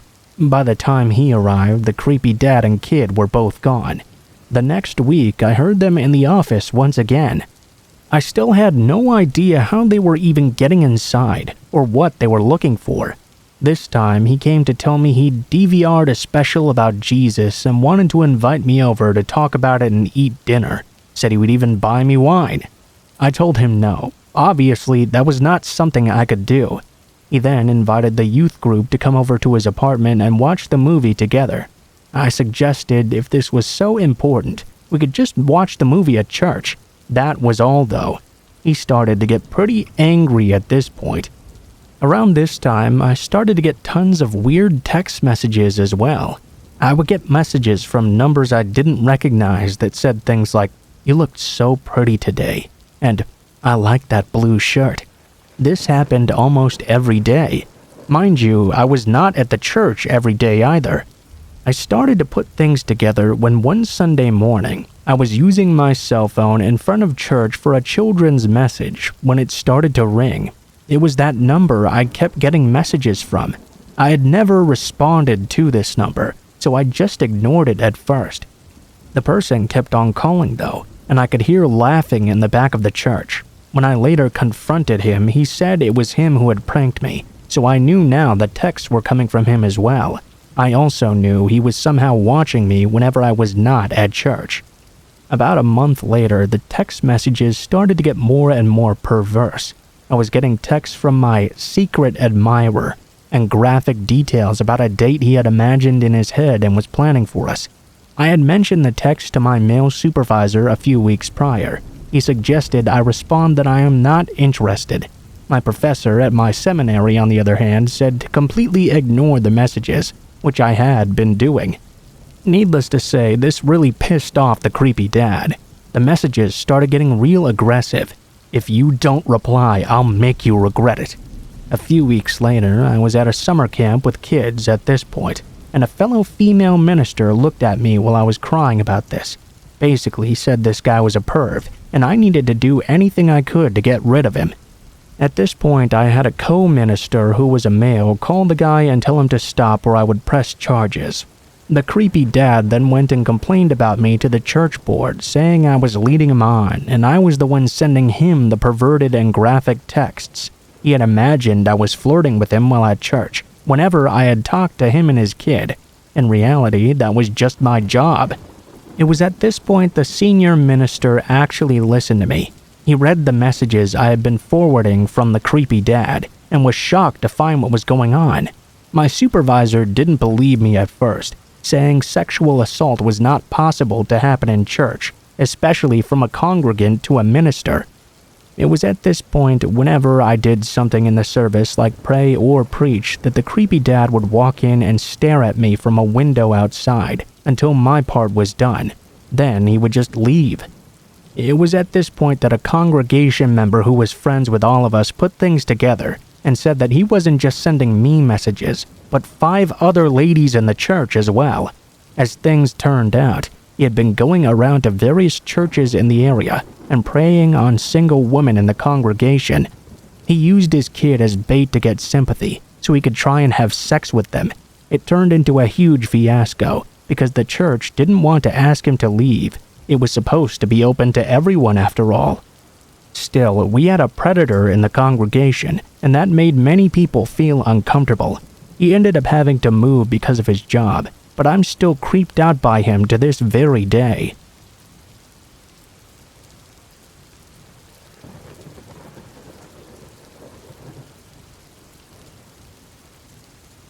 The worst thing that ever happened to me happened when I was only 13 years old, but that was back in the 1970s.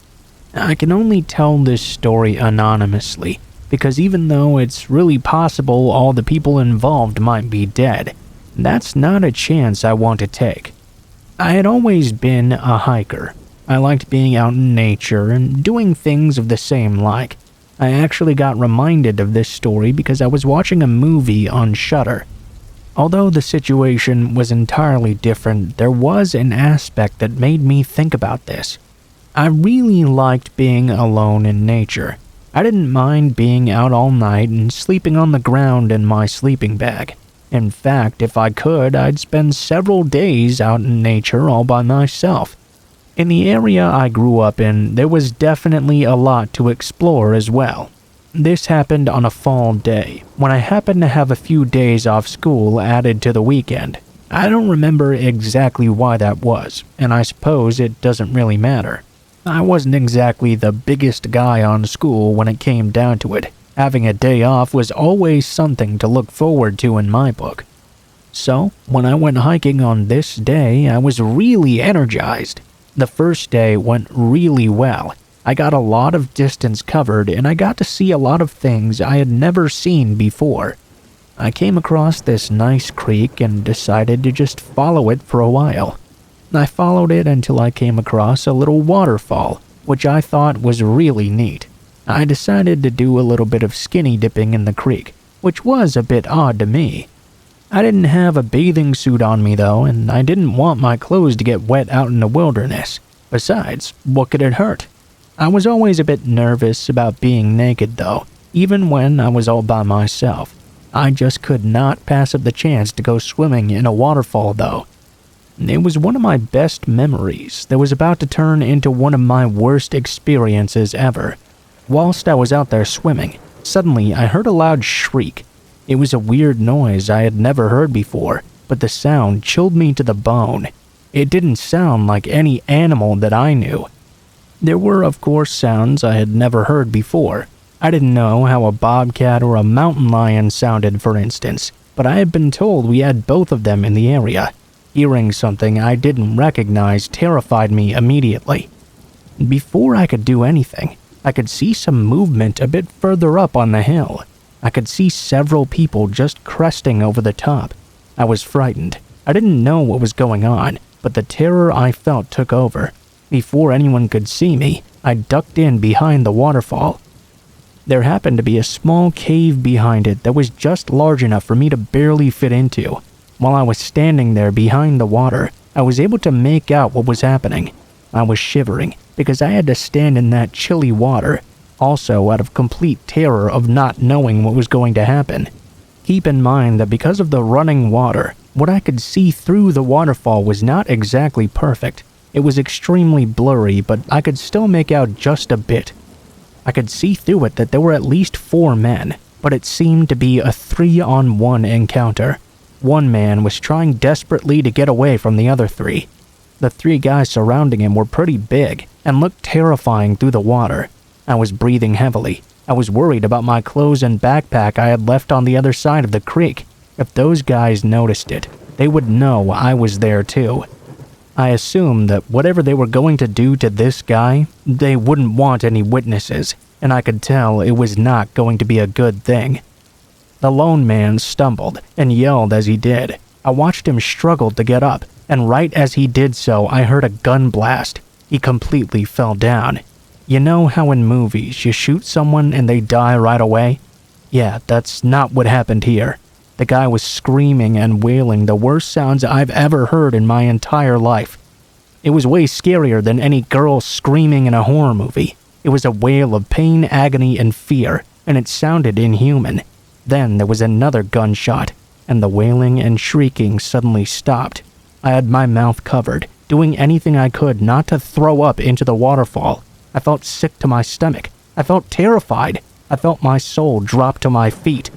I was absolutely sure that second gunshot had killed that man. I watched in terror as two of the men picked up the body. I was shaking. I was so afraid they would spot all of my stuff there.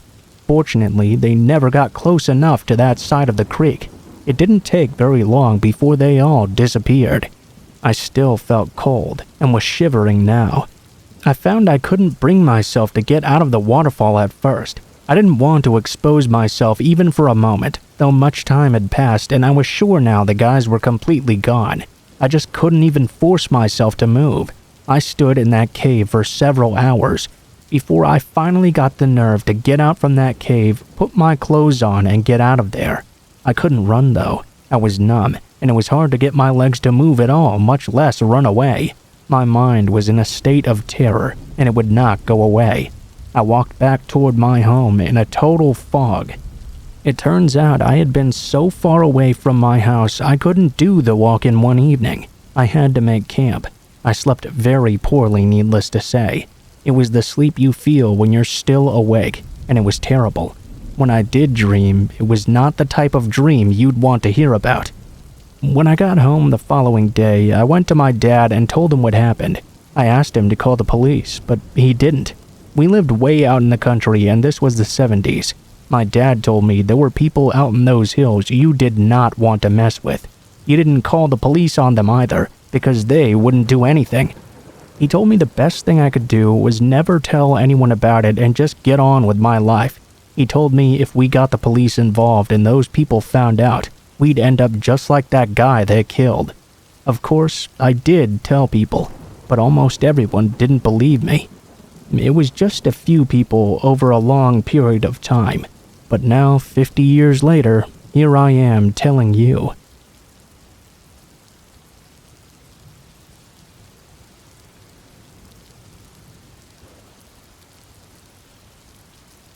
This story takes place in Arkansas Hot Springs National Park. My wife and I are avid hikers and decided to take a weekend trip from Texas to Arkansas over Memorial Day weekend. For anyone who hasn't been to Hot Springs, it's a very small town that is centered around bathhouses and its national park.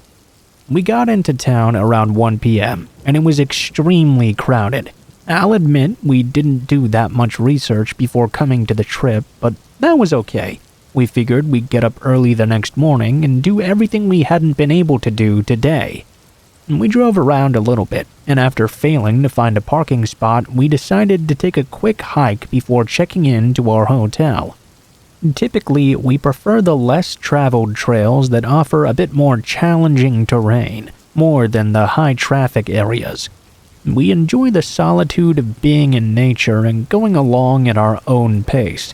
We start our hike and decide to do a 5-mile loop that would show us some good views and allow us a quick stop at a natural spring to grab some water. Actually, our hike was going pretty great.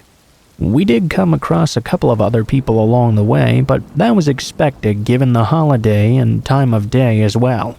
About halfway through, we're coming down this steep incline that leads to a small clearing when we see a woman just standing there, looking out into the forest. Initially, we didn't really think anything of this. We did spot some wildlife off the sides of the trail earlier in the hike. If anything, I thought we were going to get run off by whatever animal or bird this lady was staring at so intently. We slowed down just a bit, just in case she was taking a picture or something. As we were about 30 feet away, She backed up to the middle of the trail and was looking down at her phone. I assumed we would just say hello, pass her by, and be on our way. The closer we got, the more detail we could make out of the situation. She was probably in her mid-30s, blonde, and in fairly normal hiking gear. Nothing was unusual about her appearance, but I suddenly got this feeling in my stomach that something was not right about her. As we got within 10 feet of her, she suddenly looked up straight at us and said, "Going down? I'll join you." My wife and I have been lifelong hikers, and in my humble opinion, it's fairly rare for something like this to happen. Nevertheless, I tried to be positive about this situation. This was just a fellow hiker looking for some company on their journey. Might be a good time, you know? This portion of the trail narrowed and became a single track, where you kind of had to be in single file to go through. I went first, my wife second, and this lady third. I was listening in on the conversation and occasionally turning back to make sure everything was going smoothly. At first, it was all pretty normal. Where we're from? Is it our first time in Arkansas? Is it our first time on the trail? Then I started to piece some things together and got a little bit more cautious about how I was answering some of these questions. She started to ask things like where we were staying, what our schedule was. Since we'd booked everything last minute, I honestly wasn't sure, so I answered completely truthfully. Not really sure. We're staying a little bit outside downtown. This didn't seem to satisfy the lady. She started to probe more specifically, asking exactly where we were staying, and starting to get a lot more aggressive as well. At this point, we were coming upon a fork in the trail that took us down to one of the local parks that was pretty high traffic. I tried to speed up without seeming suspicious. Eventually, my wife and I made it out without further issues. When we looked back, we could see the woman stare at us for a few moments before cutting back into the woods off the trail and disappearing. I'm not sure what was going on there or what her intentions were, but I guess you can never let your guard down while out hiking, no matter how rural or suburban the trail may be.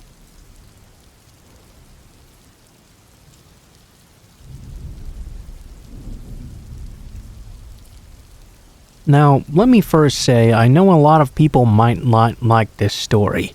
I've been listening to scary stories for a while, and it seems like the ones people get most riled up about are the ones about bullies. And this just so happens to be a story about bullies on Halloween. I was picked on for as long as I can remember. Never really had too many friends growing up, and not even nerdy friends. I was mostly one of those kids that just kept to myself. I guess that's why I was bullied so much. I always sat in the back of the classroom and never raised my hand or volunteered to do any group work. In fact, I absolutely despised group work. And besides, no one wanted me in their groups anyway. For the most part, I didn't really care about all this. I just liked living in my own world. It did bring a lot of abuse my way, though. There was name-calling, which no matter what people tell you is bad and can hurt you quite deeply, and I would occasionally get shoved down, although the bullies never did go so far as to try and beat me up or start fights with me. When I was around 14 years old, I was still going through this kind of thing. It bothered me a lot more, though, because of course, those are the years boys have tons of testosterone in their system, and they get a lot more mean and aggressive. I started to get a lot more teasing, and really came to hate high school gym class. I was shy about changing in the locker room, and that didn't really help my popularity at all. During the fall, it got a lot worse. I was looking forward to Halloween, though. For the first time, I was going to have the house all to myself. My parents were going to be going out to a party. I enjoyed being home alone, and it seemed like Halloween would be the perfect day to do it. We didn't get much trick-or-treat traffic in our neighborhood, but I planned to keep the lights out and pretend nobody was home. I had some movies I was going to watch and just have a quiet and alone night. I was at home watching a movie when I heard the strangest noise. It felt like someone was tapping on my living room window. It got my attention at first, but I figured it must just be an animal or something. I didn't really pay that much attention to it. Another time went by and I heard that same noise again. This time it was coming from a different window though. The exact same noise, same number of taps. just a different area. That was really concerning, and I paid more attention to it this time. I looked over out the window though and was not able to see anything. I tried to pay attention to my movie, but it was hard to get back into it. Just as I was beginning to, I once again heard that tapping noise, except this time when I looked at the window it was coming from, I saw someone outside. It was just for a split second, but I saw them duck down out of sight. I knew immediately what was going on. I had been bullied enough and it was Halloween, so I knew the kids who bullied me were trying to play a cruel prank on me. Well, I was not going to put up with this. I went and turned on some lights to show that someone was home, and then I decided to go to the door and tell the bullies to get the hell off our property, or I was going to call the police. When I opened the front door though, I was cut off before I could say anything. There was a jack-o'-lantern sitting on the front porch, covered in what I thought was fake blood. It had razor blades sticking out of it all over the place. It was lit and smiling at me. That made the entire thing just that much more terrifying. I took it as a threat. I closed the door and immediately went and called the police. I don't think the bullies expected that because they hadn't left yet and were still trying to torment me. They tried to run off when the police arrived quickly. I guess that was my Halloween treat, seeing the police scare the crap out of those bullies who had scared the crap out of me for so many years.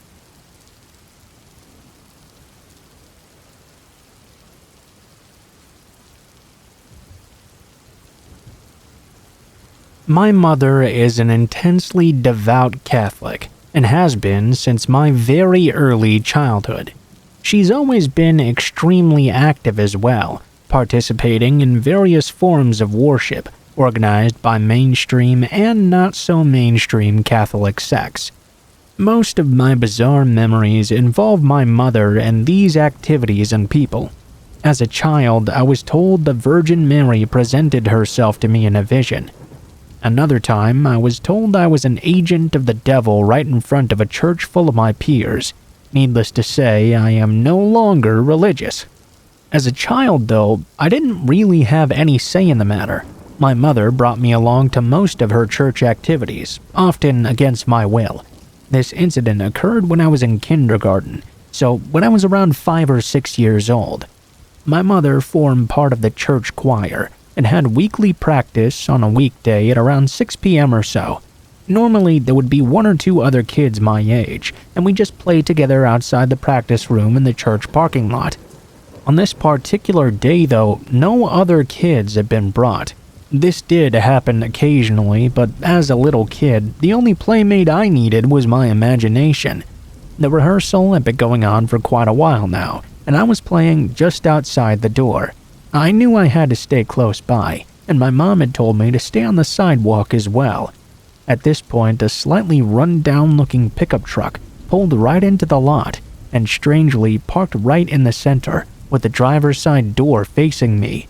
The man inside the truck opened his door, and without even getting out, began to speak to me. I think the man was about 30 to 50. It was hard to tell at that age. All adults seem gigantic to a kid, and it's been 20 years since this, so the details of him are a little bit fuzzy. The man started talking to me though. Since he had stopped right in the center of the parking lot, I didn't understand what he was saying. He was some 15 feet away. I assumed he probably wanted to ask for another adult, so I walked close enough that I could start to hear him. "Hey there, are you bored?" he asked, smiling. I started to get a little bit weary at that. I had been taught stranger danger before, so I hung back a bit. Unfortunately, I actually was bored at that point though, so I honestly told him yes. "Well, you want to come home with me and play some games? Your dad told me to come pick you up, so come on." He was smiling and sat back in the driver's seat. He looked relaxed and friendly enough to me. I really wanted to go back to my house and not have to wait here till my mom was done, so his offer sounded quite good. I lived pretty close by, so I really thought maybe my dad had really sent this guy. Something about him was making me nervous though. I walked a bit closer before pausing and asked, "Whose house?" "Well, mine, of course." I ran away. I knew he was lying about my dad. My parents would never let me go to someone else's house. It was a thing I had been scolded for before. I turned and ran into the practice room and clutched my mother tight until it was time to go. To this day, it makes my stomach turn to imagine what could have happened if things played out differently. Had I gotten into that truck, I would have most likely disappeared forever and never been found. That guilt would have destroyed my mother and likely the lives of my older brother and father. I'm so grateful for that alarm that went off in my head and told me to run at that moment.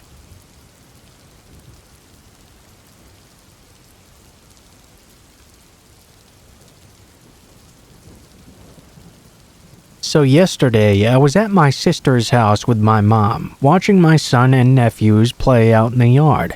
One of my nephews, Harrison, was picking bark off a tree when I remembered an odd encounter I'd had as a kid. I remember saying, "So weird," out loud, thinking about that encounter. My mom inquired as to what I was talking about, so I told her what happened. When I was a young kid, I liked to hang out at the pine cone forest, which is what the neighborhood kids called a small patch of trees off on the side of the road. I remember I was picking the bark off of one of the trees to pass some time, waiting for my friend Frankie to finish his homework and come out to play with me. Out of nowhere, it seemed, this man walked right up to me. I could smell him before I actually saw him, and he smelled like stale cigarette smoke. I remember being kind of scared when I looked at him. He was not a very old guy, but he had a lazy eye that was clouded over, and his teeth and fingernails were stained yellow.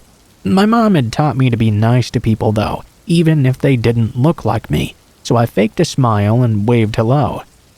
"What are you doing?" he asked me. Well, I'm picking the bark off this tree right now." "You really shouldn't do that, you know. It's like picking off the tree's skin. How would you feel if someone picked off your skin?" He grabbed my arm and started to scratch me with his sharp yellow nails. "I don't know." I took my arm back immediately. Just then, Frankie's mom called for me out the door and told me to come wait inside instead. I didn't really think anything of the whole thing at the time. When I told my mom about it, she had this look of, I don't know, guilt maybe? She said that it's probably time I knew the entire story. You see, because I was a kid and so young, she thought I'd forgotten about that whole thing, so she just never brought it up with me.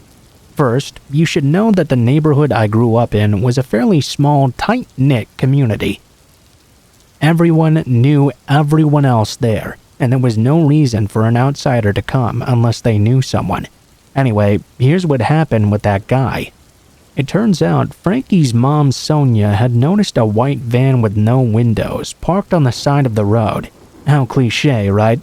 Well, she didn't recognize it, but figured it was either from a visitor or perhaps a neighbor. What she did find odd as the day went on, though, was that the van had been there all morning and afternoon as well.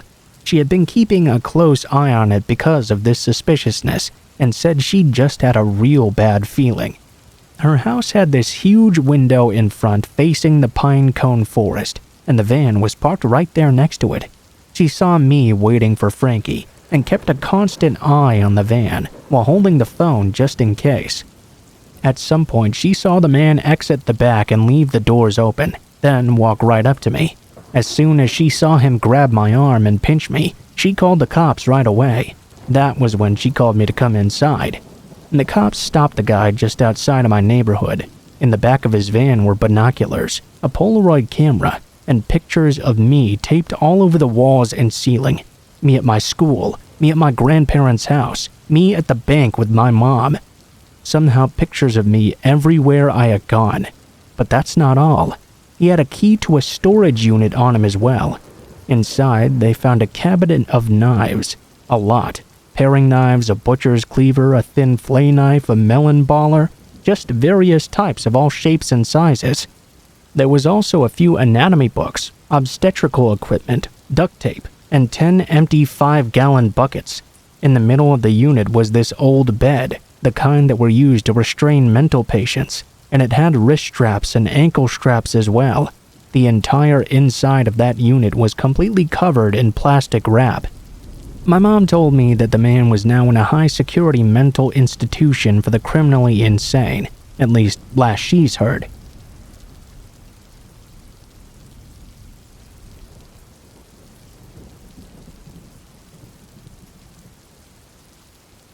I'm 23 now and have a car and everything, but when I was 19 years old or so, I could not drive yet, so I had to take the bus pretty much everywhere.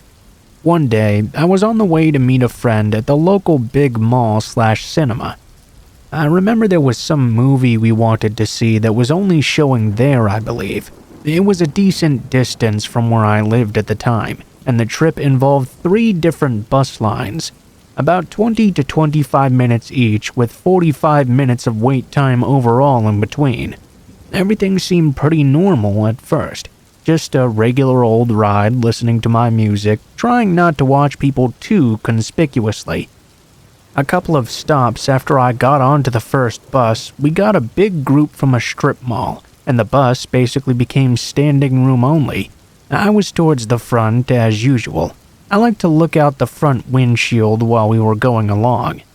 In my area, people generally didn't rely on the bus as much, and those who did mostly only took short trips, so most of that huge group that had stepped in cleared out fairly quickly, all except for a woman in the back. She wasn't looking directly at me from what I could tell, just kind of down at the ground. Really wild, unkempt-looking black hair, and a navy blue hoodie as well.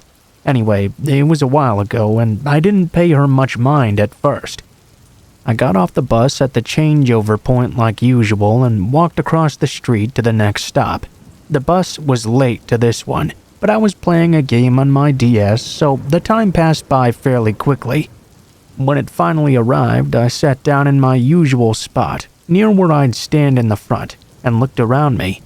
That woman was on the bus too, a couple of seats forward this time, just sort of rocking back and forth. It was kind of unsettling. Still though, it wasn't really any of my business. The route I took to the mall was kind of strange, but I'd shared a couple of buses with the same people before. People fidget for all kinds of reasons. I know I did sometimes. More groups of people got on and off the bus as normal, but every time they did, she would move a couple of seats closer. Okay, fine, a little bit unnerving, but there's multiple reasons to move closer to the center of the bus at any time. That's where the secondary doors are, and they're much easier to get to than walking all the way to the front. I tried to ignore this by just getting back into my game and turning up the music, but at this point I could feel I was being watched. I got off the bus and headed to the next stop. Rinse and repeat. The third bus was a straight line across the county to the mall, and this was the longest leg of the trip. At that point, the woman was slowly inching closer, right next to the middle doors. I started to actually get nervous. I turned off my music so I could hear anything if I needed to. I tried not to make a big deal about it, but I did keep a glance on her out of the corner of my eye. I could tell now that she was muttering something to herself, but I couldn't quite make out what she was saying. She was just a bit too far away. Sure enough, as more people filed on and off the bus, she got closer once more. I was sitting in the set of seats right by the door which faced the aisle, so I watched her the entire time. I sort of pretended I was asleep and watched her moving towards me. She was clearly trying to time her moves so they'd be disguised by the people getting on and off the bus. 3 rows, 2 rows, 1 row. I was shitting bricks at this point. She was finally close enough I could make out what she was saying. She was ranting aloud to herself about cutting me, about how my face was so perfect. If only I would stop looking at her like that. Her hands were fidgeting around with something in the front pocket of her hoodie, and I saw the light glint off of a metal object. Just as she moved to sit at the same row as me, I yanked the stop cord and whispered to the bus driver, "That lady's following me with a knife." I hopped off the bus ASAP. I didn't want to run yet, though. I was worried a sudden movement might make her charge.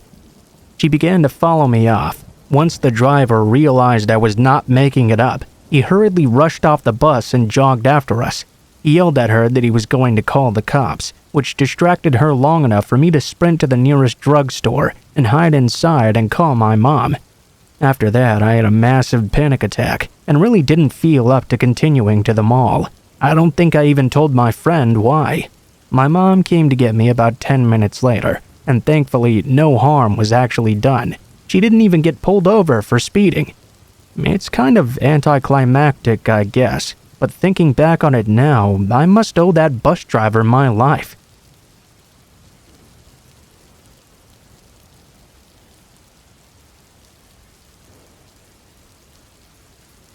A few years ago, I was leaving my grad school office late, around 10 p.m. to catch the bus home. I walked from the university campus via relatively busy, well-lit streets to the main north-south road in my area of the city. I was waiting for the bus at a shelter, as it was in the middle of winter and snowing. It was fairly cold. The bus ran about every 15 minutes, so I wasn't really worried or nervous or anything, just kind of patiently waiting there to get on my way home. I was listening to my music with my headphones in when I noticed a guy walk up to the shelter. I looked at him briefly, did that little Canadian half smile of acknowledgement, and went right back to listening to my music and reading through Reddit. A few minutes passed by and I could hear him start talking to me now. Well, I assumed it must be me. I was the only one around. I looked up and the man was staring at me, smiling a bit oddly and speaking to me as well. I took out my headphones. Excuse me? He kept on smiling and blathering on, asking me about my day, the weather, what I like to do, etc.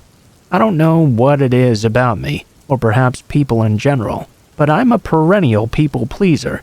I don't like confrontation, and my main aim in life seems to be to keep the peace at all times. So I answered a few of his questions politely and as non-specifically as I could, with one of my earbuds still in. He just kept on blathering on and on though. At this point I just kind of tuned him out and nodded politely. This went on for about 10 minutes, when I just had this sinking feeling in my stomach about this guy. Like I could tell something was just a little bit off now, enough to make me start getting nervous. After about 10 minutes, I could see the bus rolling on its way up, which was a huge relief for me. No one else had arrived at the bus stop that entire time. Luckily, I could see at least 10 to 15 people were already on, which was great for me. I hopped on the bus and sat near the front. The guy sat across from me, so he could keep on talking to me. I had originally intended to head right to my house, to the west of the street I was on, but after this guy decided to be my personal parrot, I decided to go to my boyfriend's instead. Pretty much in exactly the opposite direction. I was still getting an uncomfortable feeling from this guy, so I decided I would push the bus stop button a stop early, just to see what this guy would do. The bus came to a stop at my request, and the man got up immediately. I didn't move. Oh, isn't this your stop too? He asked me. Oh, whoops. I must have hit the wrong stop button on accident. I'm kinda tired, The man looked at me. Oh, well, that's funny. I must have mixed it up too, because this isn't my stop either. He sat back down right behind me. At this point, I was pretty freaked out. I hit the bus stop for the next stop and texted my boyfriend to come and meet me at 109th Street. I got up to leave once the bus stopped, and the creepy man followed close behind. I crossed the road and he still followed, still jabbering away at me, asking me all kinds of questions.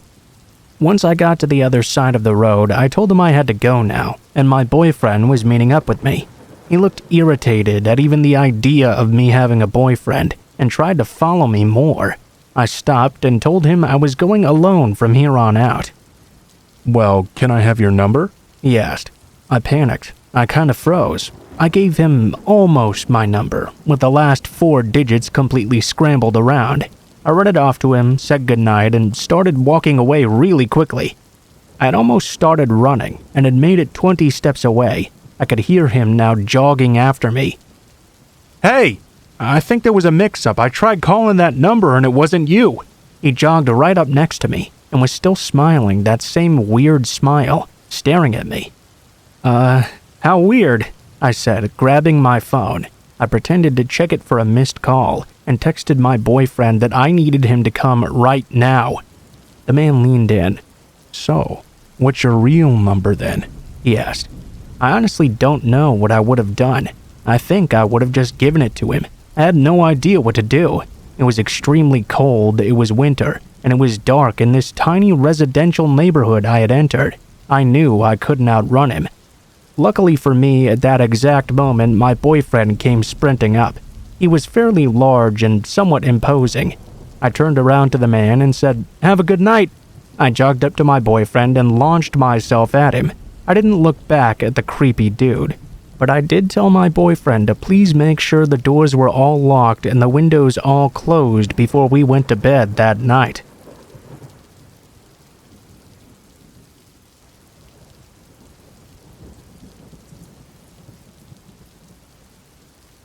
This encounter happened to my mom when she was in middle school, in the early 70s. Her family lived outside of town, so she rode the bus to and from school.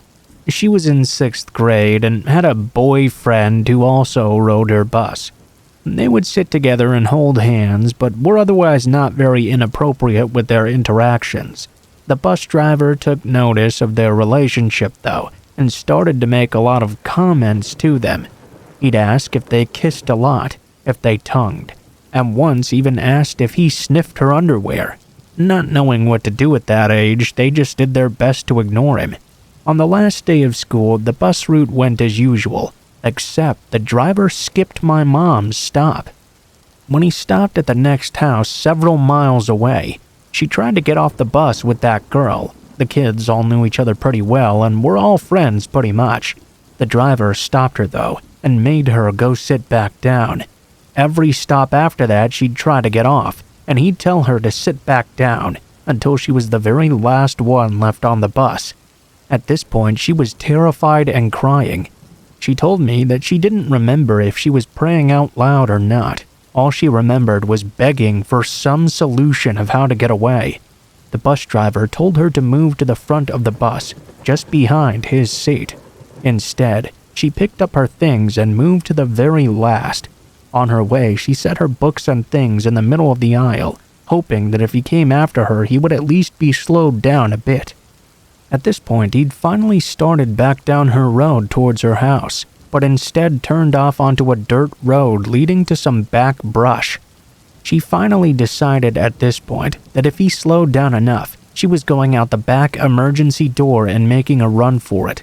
Just as he turned down another dirt road, deeper into the brush, she happened to glance out the back window, only to see her dad and her older brother in their truck following right behind. She shouted to the driver, "You better stop this bus right now. That's my dad back there." The man stopped the bus and opened the doors for her to get off, but she was too scared to move. Within a few seconds, her dad was on that bus standing right up next to the driver, so she could walk around behind him. He told her to quickly get in the truck with her brother. As she sat there in the truck, she could see her dad through the back window of the bus, just going off on this guy, only verbally, unfortunately. When her dad got back into the truck, he hugged her like he never had before, and she just lost it crying. She knew that if her dad was scared too, she must have just escaped with her life. Now, it's not a coincidence that her dad found her. Every single kid who got off the bus after they missed my mom's stop had gone right home and told their parents the driver wouldn't let her off and that she was really scared and crying. The parents had all called my grandparents to let them know the stories from their kids that they were getting. My grandparents never reported the incident to the police or the school, but they did talk to the owner of the bus company, and after that, we never saw that guy again. My mom believes they didn't report it to the police because her dad had threatened the driver's life, and the driver would use that against them. My grandfather went to his grave without ever revealing what he said to that bus driver. Several years later, my mom was talking with her mother-in-law, Grandma C, about Grandma C's cousin, who was married to a guy from my mom's hometown. She was telling her that this guy was in prison for impregnating his 14-year-old stepdaughter. As an off-the-cuff remark, she mentioned that he used to drive a school bus in the district where my mom went to school. My mom almost passed out at this news. She asked his name, and was given the name of the bus driver who had abducted her all those years ago. I know, I feel the same way that they should have said something to the police and had him arrested, long before he found another potential victim. I believe they made a mistake in that regard. I'm still glad that the perp ended up in prison in the end, though.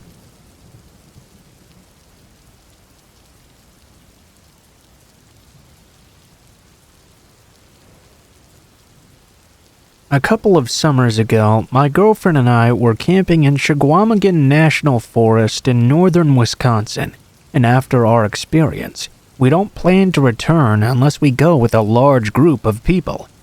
My girlfriend and I are from Chicago, so northern Wisconsin was our go-to place for R&R.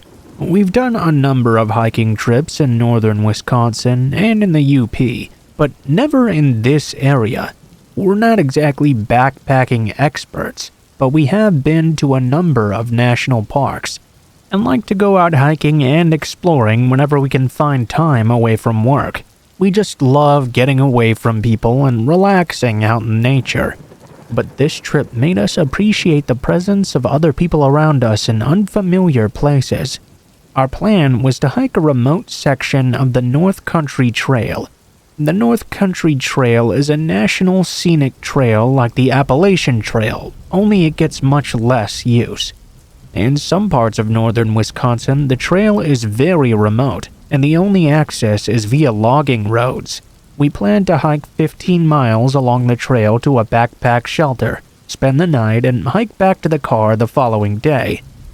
We spent the night at a friend's house and set out early the next day to the trailhead.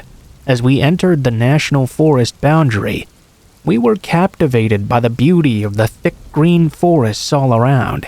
I drove slowly along the gravel logging roads as we made our way to our parking spot. While we were driving to the trailhead, we passed a couple of people standing next to a parked truck on the side of the road. They appeared to be hillbillies, for lack of a better term.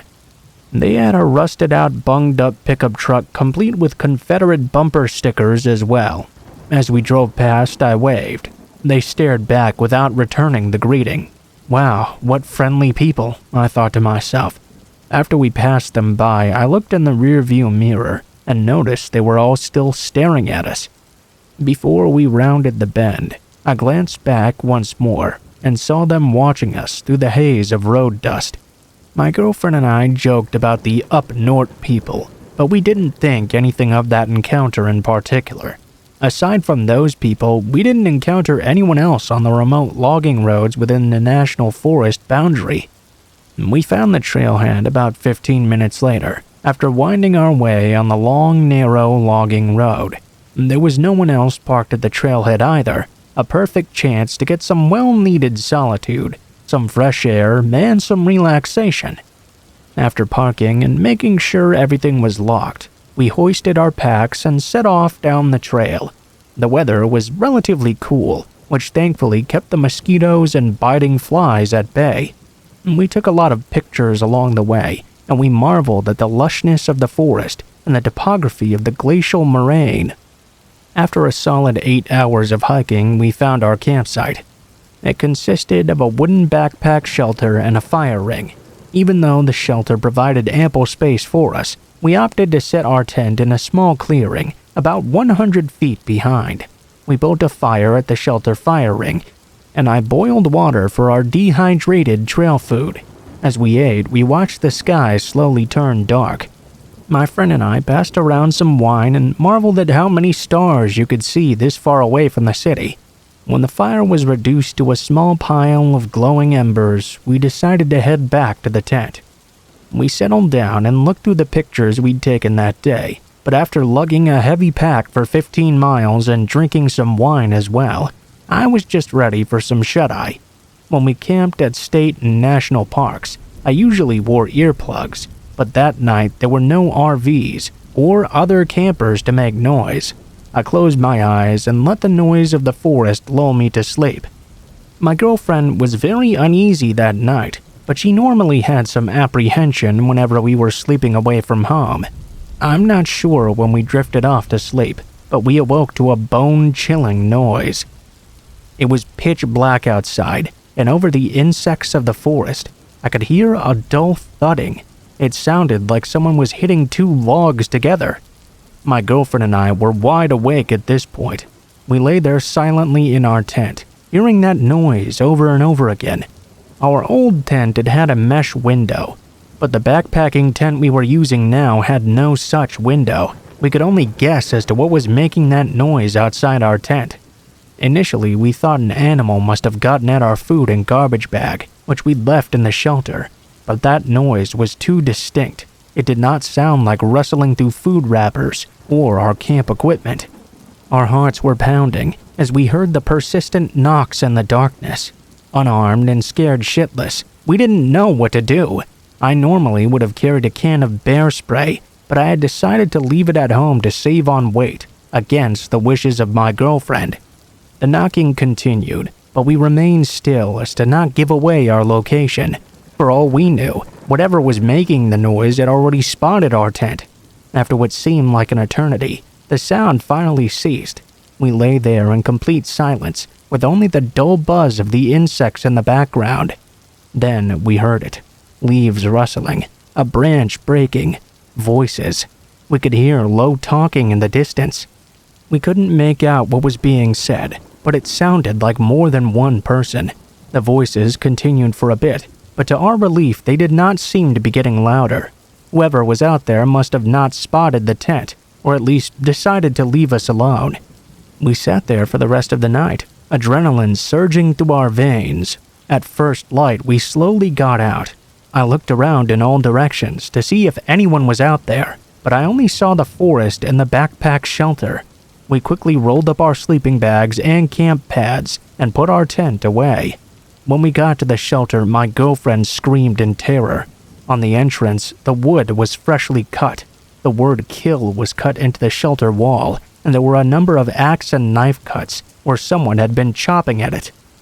I looked at the ground and saw a scattering of fresh wood splinters as well. After grabbing our food supply and garbage bag, we got the hell out of there. We were nearly jogging with our gear as we made our way back to the car. I kept on glancing back over my shoulder and gazing out through the woods to see if anyone was following us. We traversed the area we'd seen the day before, and we knew we were getting close to our car. We were quietly rejoicing as we neared the trailhead. We made it back in near record time, but something was wrong. The windshield wiper on my car was sticking straight up, and there was something stuck to the wiper. As we inched closer, I saw there was blood smeared on the windshield, and a squirrel carcass was impaled on the wiper blade. Hair and blood still stuck to the wiper and on the hood of the car. I didn't even bother cleaning it off. We threw our gear in the trunk, and I sped off without even removing the animal from the wiper blade. As I sped down the gravel logging road, I kept glancing in the rearview mirror, but I couldn't see anything through the cloud of road dust behind the car.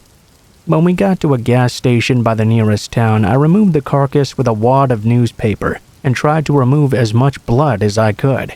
I filled up on gas, and we didn't stop till we made it to Milwaukee. That was the last trip I took to the northern woods of Wisconsin.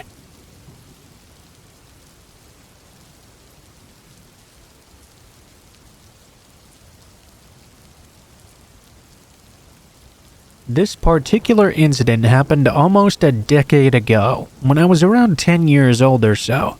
I think I should stress before starting that my parents are not really pranksters. Even in the most regular of social situations where everyone's joking around and messing with each other, they're usually straight to the point. So I have no reason at all to believe they were lying this time. It was the camping trip my dad had been looking forward to every day since the snow melted into springtime. He'd requested a week off of work in late June so that we could all go up to his favorite chunk of forest, this state park about an hour's drive away from where we lived. It would be a good family activity. We get set up on the campground, us 2 kids in one tent, my older brother and I, and my parents in the other. The first day actually went pretty great. There was a lot of splashing around in the river, hiking, doing lots of fun family stuff. My brother and I very rarely ever got along, but this was one of those rare moments when we were really enjoying each other's company. Anyway, the sun started to set, casting everything in gold. Then night found the 4 of us sitting around the campfire making s'mores together. I remember getting really spooked by all the noises I could hear in the distance. My parents were just constantly telling me to calm down. They reminded me that there were other campers there as well. It's a state park after all, and this was the biggest time of year for other campers. Also, there were no doubt lots of small furry animals like raccoons or squirrels or whatever running around out there in the darkness. This did actually ease my nerves a lot. For a moment or so, I could have sworn I'd heard a very particular sound nearby though. I knew that sound from all the games of hide and seek I'd play often as a kid. It was the sound of someone trying to hold their breath, but too excited to fall completely silent. I only heard it for a brief moment though, and then it was gone like it had never been there at all. The real event happened the next night though. All four of us were out in our tents, my brother fast asleep in the sleeping bag right next to me. I have a lot of body warmth on account of my chubbiness, so I had unzipped my bag and was just laying there staring into the darkness. I was trying to fall asleep to the soft lullaby of Mother Nature and whatnot, but it really just wasn't coming to me. I reached over and, as delicately as possible, slipped my brother's old flip phone out of his pillowcase, where I knew he liked to keep it safe. I don't remember the time exactly, but I could see it was in the very early morning. Back when I was that age, I very rarely ever stayed up after 10 p.m. I'm in college now, so that's obviously a different story. So it was weird when nearby I could hear a zipping sound. I thought it was probably coming from my parents' tent. Thinking that somehow my dad had known I was awake, I quickly slipped the phone back into the pillowcase and fell back into a sleeping position. Muffled footsteps, the crunching of gravel, the snapping of twigs, they all came closer towards our tent, then came to a stop right outside the tent flap. "Dad?" I asked after a moment, whispering so as to not wake my brother. Hey, I'm going to the bathrooms. Do you need to go too? The person outside the tent called in. Remembering that the bathrooms, that big building in the middle of the campgrounds that held the showers and toilet stalls, were in the direction my dad was walking anyway, I realized I did have to pee. Yeah, hold on, give me a second, I replied. I quietly got up and stepped gingerly over my older brother, slipped on my flip-flops, and exited the tent. Sure enough, some ways down the gravel pathway that led to the bright light of the bathrooms was the big, bulky silhouette of my father. He was too far away, though, and the light too glaring to see him clearly. I walked after him, shivering slightly in the wind. It wasn't too cold, but it was way colder than the tent had been. I got to the bathrooms, and my dad had disappeared, probably already in one of the stalls since I couldn't find him anywhere in there. I went into a stall to do my business. He exited his without flushing, and then he left the building again without washing his hands either. I finished up and followed quickly after him. "Hey, Dad, wait!" I called out to him, picking up speed to catch up. The bulky silhouette waved a hand toward me and headed to a different angle of the trees than we'd come from. This confused me, and I stopped.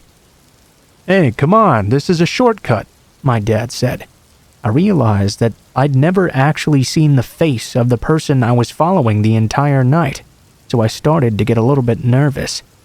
"That's a dumb shortcut, I'm going this way." I headed back toward the actual direction of the campsite. Then the man got impatient. "Get over here right now, we're going this way, you little shit." My dad had never sworn at me before. Immediately the alarm bell started ringing. I turned around and ran as fast as I could, finding our camping spot and diving into my parents' tent. To my surprise, I found my parents both wide awake, playing cards under the light of a tiny electronic lamp. I asked my dad if he'd gone to the bathrooms at all that night, to which he replied no.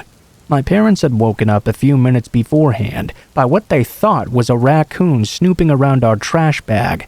That's when they decided they couldn't really sleep, so they should stay up and play cards together.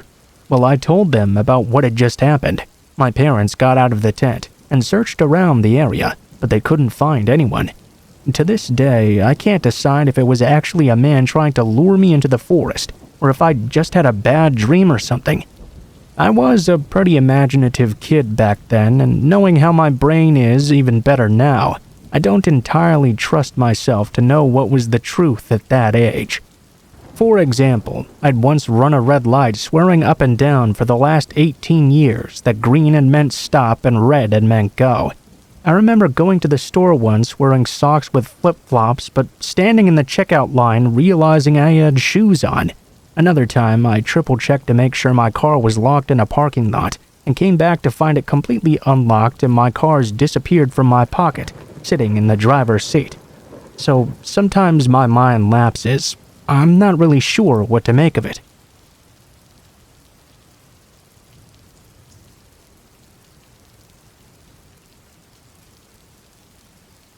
My mother is a primary school teacher in a rural town in Australia.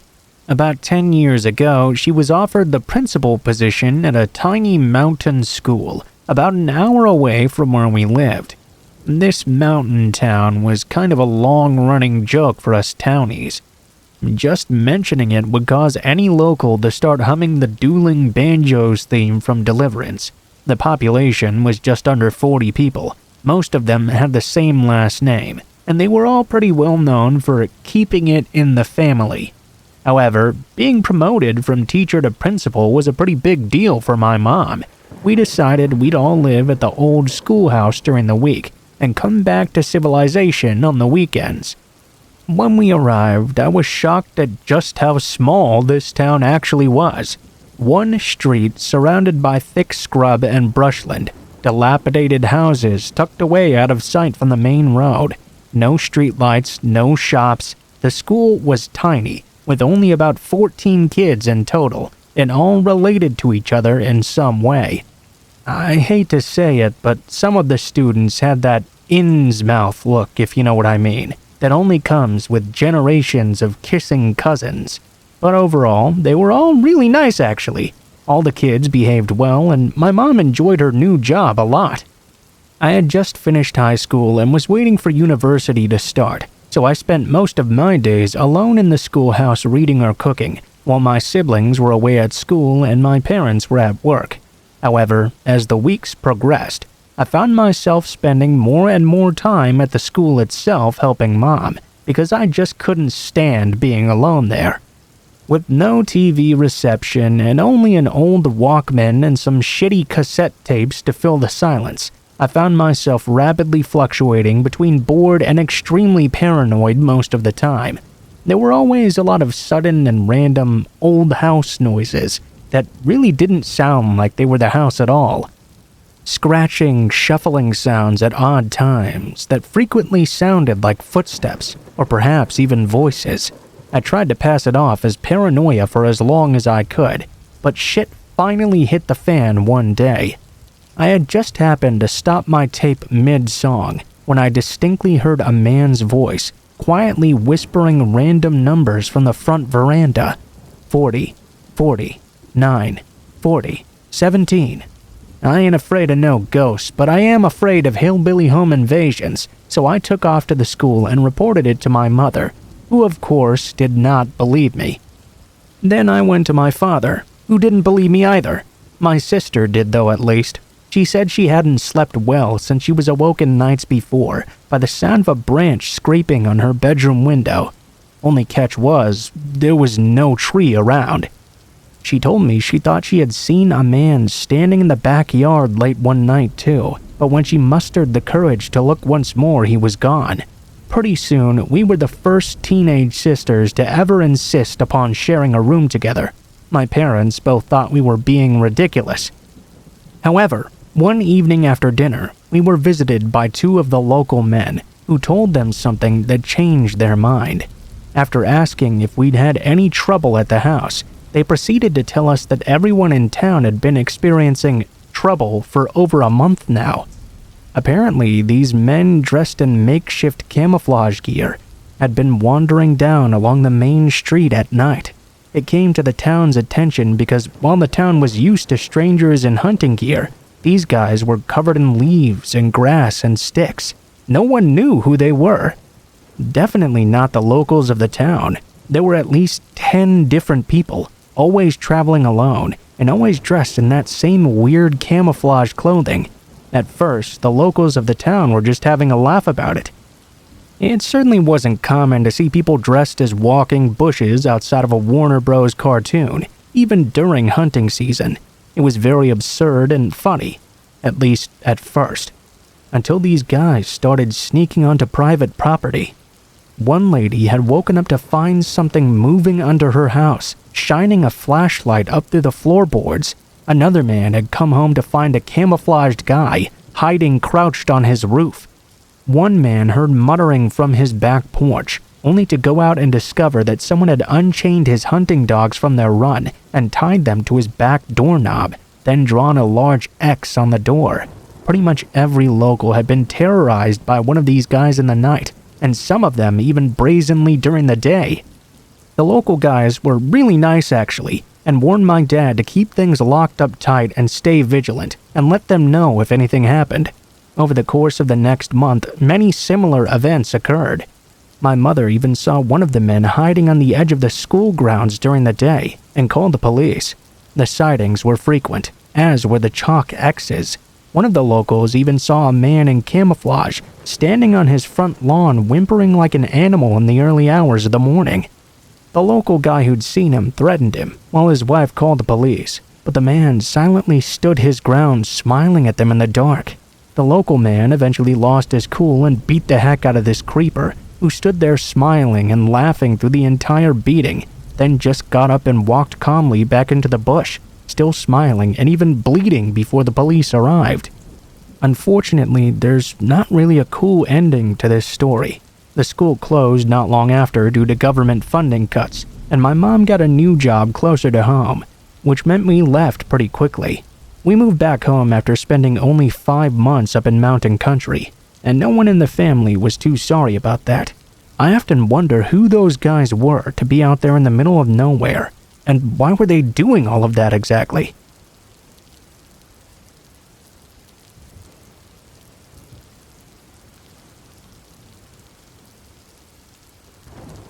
When I was growing up, my older brother raced flat-track motorcycles, and as a result, my dad and him were gone for most weekends during the racing season. Sometimes my mom, my younger sister, and myself would tag along, but my mom was never really that into it. Instead, usually she'd keep my sister and I home most of the time, and plan out some fun things to do together for us girls during the weekend. This incident happened on one of those weekends where we'd stayed back home in 1987. I was about 10 years old, and my sister was 8. It started out just like any other Saturday, with my dad and brother gone off on their trip. My mom took us out to eat McDonald's, and we went to the mall and then went home to play some Monopoly and watch cable. At around 10 p.m., my sister and I started to get pretty sleepy, so my mom brought out the sleeping bags for all 3 of us to sleep in the living room together. I had to ask my mom years later what time this was, because as a kid, I really didn't pay attention to the clock much. Sometime around 2 a.m., someone started banging on our front door. Our front door was pretty strange. It had 4 large panes of glass that weren't opaque, so they were covered with small curtains. We all woke up to this pounding and rushed to the door to look out one of the windows. We could see there was a girl standing at the door, probably in her late teens. I remember her wearing a white and blue windbreaker. She was frantic and crying, and begged my mom to let her in. She said her boyfriend was chasing her, and she was afraid he was going to kill her. My mom remained calm as hell in that scary situation. "I'm sorry, love. I can't let you in because I've got 2 young children with me. I can't risk your boyfriend harming them if he gets in. I'll call the police for you, so just stay right where you are." Of course, that didn't sit well with the girl. She started crying more and pointed to her foot that was broken and in a cast. "Please, ma'am, you have to let me in. He's coming right now." Again, my mom politely refused and turned and ran into the kitchen. Then she dialed 911. Our phone was mounted on the wall in the kitchen with a ridiculously long cord, so she was able to go back to the door while on the phone with dispatch. She told the girl the police were now on their way. This made the girl go even more insane. "I don't need the police. I'll be dead before they get here." My mom apologized again, and said she was sorry, but she was not going to open the door. At this point, the girl just kind of turned around and walked off into the darkness. About 5 to 7 minutes later, the police showed up. My mom gave a statement, and as she was doing so, my dad and brother returned home from their race. My dad hadn't even turned off the truck yet. He just ran up and looked terrified, asking what was happening. My mom was telling my dad what had happened when another officer walked up and said he hadn't seen anyone, but he did find a shoe in the street just in front of our house. The police left and we all sat down in the living room for a bit to decompress. I remember thinking that maybe my mom hadn't been very nice to that girl and should have just let her in and helped her. Fast forward to around 2001. It was about a week after I'd given birth to my first son. Family and friends were at my house and doting on my new baby. After most people left, there was just my parents, my sister, me, and my son, sitting in my living room this time. I made a comment about how I didn't really love the neighborhood we'd moved to, but I was proud of actually having my own home with my husband. All of a sudden, my sister said, "Hey, Mom, you remember that lady that came to our door demanding to come in?" At that point, I could tell my mom and dad weren't comfortable talking about it because they gave each other nervous glances. My sister, being the asshole she can be sometimes, said, "Well, why didn't you just let her in? I wonder if her boyfriend did end up killing her." My dad interjected. My mom had done the right thing because it was late and we were home alone. Then he added this little neat tidbit. Plus, they ended up finding her in a car with her boyfriend smoking dope just a few blocks over. They had a rope, duct tape, 2 shovels, and a shit ton of knives in the trunk. My sister and I both shouted in unison, "What?" I asked why we were never told about that, and my dad said they decided not to tell us so we wouldn't feel unsafe in our own home. Finding this out made me feel like a huge jerk, because I always thought my mom was being really mean, and I wondered if that girl had gotten hurt. Now I know my mom most likely prevented a home invasion with her tough but correct decision to deny the girl entry into our home.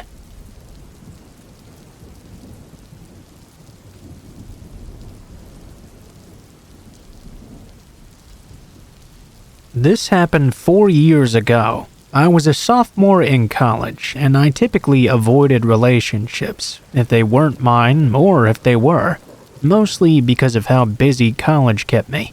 I was a journalism major, you see. I think you get the point anyway. Apart from romantic things, though, I had pretty healthy relationships with all of my friends, and went out quite a bit as well. My roommate Piper had this boyfriend she brought over every night, and yes, only to bang. It was boring, and I got tired of hearing all the fucking all the time, so I decided to move out. A month or 2 later, I moved in with my new roommate Jenna. Piper and her boyfriend broke up. It wasn't your average, "it's not you, it's me" breakup though. It was for a bigger reason, and apparently I was involved as well. Piper texted me at 10 p.m. and said the following: "How fucking dare you? Must you really destroy my happiness?" Of course, I texted back, "What the fuck are you talking about?" She proceeded to tell me her boyfriend said he couldn't be with her because he had feelings for someone else, and that someone else was me. I was completely caught off guard, needless to say. Dude, I don't even know him. Get over it. All you two did was fuck all the time anyway. I left it there. When I woke up the next morning, my phone was blown up with texts. I didn't even bother checking. I just clicked all the notifications away. For the next few weeks, though, weird events started occurring. I'd noticed sometimes that some of my jewelry was missing, or even noticed a smashed photo of me and my mom on the ground one night when I got home. After that, I remember going up to Jenna and yelling at her for doing this, but she insisted that it wasn't her. The complete sincerity in her voice told me that she wasn't lying. She had nothing to be mad at me for anyway. Nobody else knew about the spare key under the plant outside our door but Jenna and I, though, so someone would have had to deliberately look for some way to get inside. I checked the plant, and sure enough, the key was missing. I called campus security, and the next day they sent 2 men over to check out everything. They didn't find anything in particular, but they did say we should talk to the advisor ASAP to get our locks changed. I really didn't want to go through all the hassle. Of course, now I regret not doing that at first, but the story must continue on. A day or so later, someone knocked at our door, and to my surprise, it was Piper's ex-boyfriend. "Hey, Piper has been sending me all these threats. Can you text her to chill out? She says you two still text all the time." I was very confused. "I haven't talked to her in weeks. Sorry, dude, I can't help you. Call CS." No, I don't think you get this. The threats are really bad. Here, I'll show you." I agreed to see what he was talking about, and what he showed me completely disgusted me. This girl was sick. Since he chose not to report it, the only thing I could do was tell him to stay safe. That night, I was working on a paper on some writer and what he did on certain projects or whatever, when I kept hearing footsteps in my living room. I got up to go check because it was weird. Jenna would not usually be awake at 3 a.m. All I could think is maybe she'd gotten up to go get food or something. I walked out and it was pitch black. I couldn't see anything except the lamp from my room, illuminating just a bit of the couch. "Jenna, is that you?" I waited, only to hear a voice call out. "Yeah, I have a headache, so I'm gonna go to the store." It was not Jenna's voice, though. I made a brave decision to play along. "Alright, hold on, Jenna, let me get you some money. I won't turn on the light, okay?" I heard the voice silently whisper okay. I walked back to my room and looked for any sort of weapon. I turned off the light and stood there in the doorframe. "Come here, the light's off so it won't strain your eyes." The person started walking towards the frame. The only weapon I had was a very sharp hanger I had broken off a while back. The person came closer. As I heard her footsteps nearing, I remembered there was a light switch next to my door, and I flipped it on. The light flooded into the room, and I guess he was stunned by the light. To my horror, I saw Piper's ex-boyfriend standing there. I quickly thrusted my foot at his knee and kicked him in the groin as well. He fell over onto the floor, and I screamed out Jenna's name. Jenna rushed in and screamed as well, and I told her to call the police as soon as possible. She pulled her phone off the counter and quickly dialed someone up. I noticed that in his hand was the key from underneath the pot. This whole time I figured it was Piper doing all this snooping around, and Piper would have been the one I would have seen when I switched the light on. I was so wrong. Eventually, the police came and took him down to the station, and took a statement from me as well. I called and called the police a few days after the incident, but they wouldn't tell me a single word. Luckily, Jenna's brother worked for the police station, and she invited him over to get the details because he was assigned to work on that case as well as some others. He'd asked me a bunch of questions about what texts I'd received and all that in the initial burst of notifications. Only problem was, I hadn't actually checked what they said. I showed him the messages though, and what he asked next chilled me. Did Piper usually write like that? I finally looked at the texts and realized they were nothing like how Piper would talk. After that, he told me everything. Apparently, Piper's ex was not the one who broke up with Piper. Piper had broken up with him, and he'd gotten so mad he'd beat her down and stole her phone. Apparently, he'd always had some weird infatuation with me. Long story short, the sick creep was breaking into my house, pretending to be Piper, and sending threats to himself and I in order to receive my sympathy. The most disturbing thing was that there was rope in his jacket pocket. What he planned to do with it, I don't know, but it's extremely disconcerting to think about. After hearing all of that, it was enough to make me decide to file a restraining order. He couldn't be anywhere near me in a 100-mile radius. I moved schools soon after, and went to a bigger city in Northern California. He got put in jail for a short time, and now 4 years later, I still keep in touch with Jenna. Jenna told me that when he'd got out, he'd asked a lot about me to anyone who might have known where I'd gone. No one told him though, because it was a small town and word traveled fast. Apparently, he found a girlfriend and moved away somewhere I don't really care to know at all. I just hope that either his girlfriend is as crazy as he is or is smart enough to leave on her own. Piper and I reconnected as well when I was in my senior year in my new college, and we're still friends to this day. It freaks me out to know that he was in the same dorm with me and pretending to be my friend, and I had no clue at all.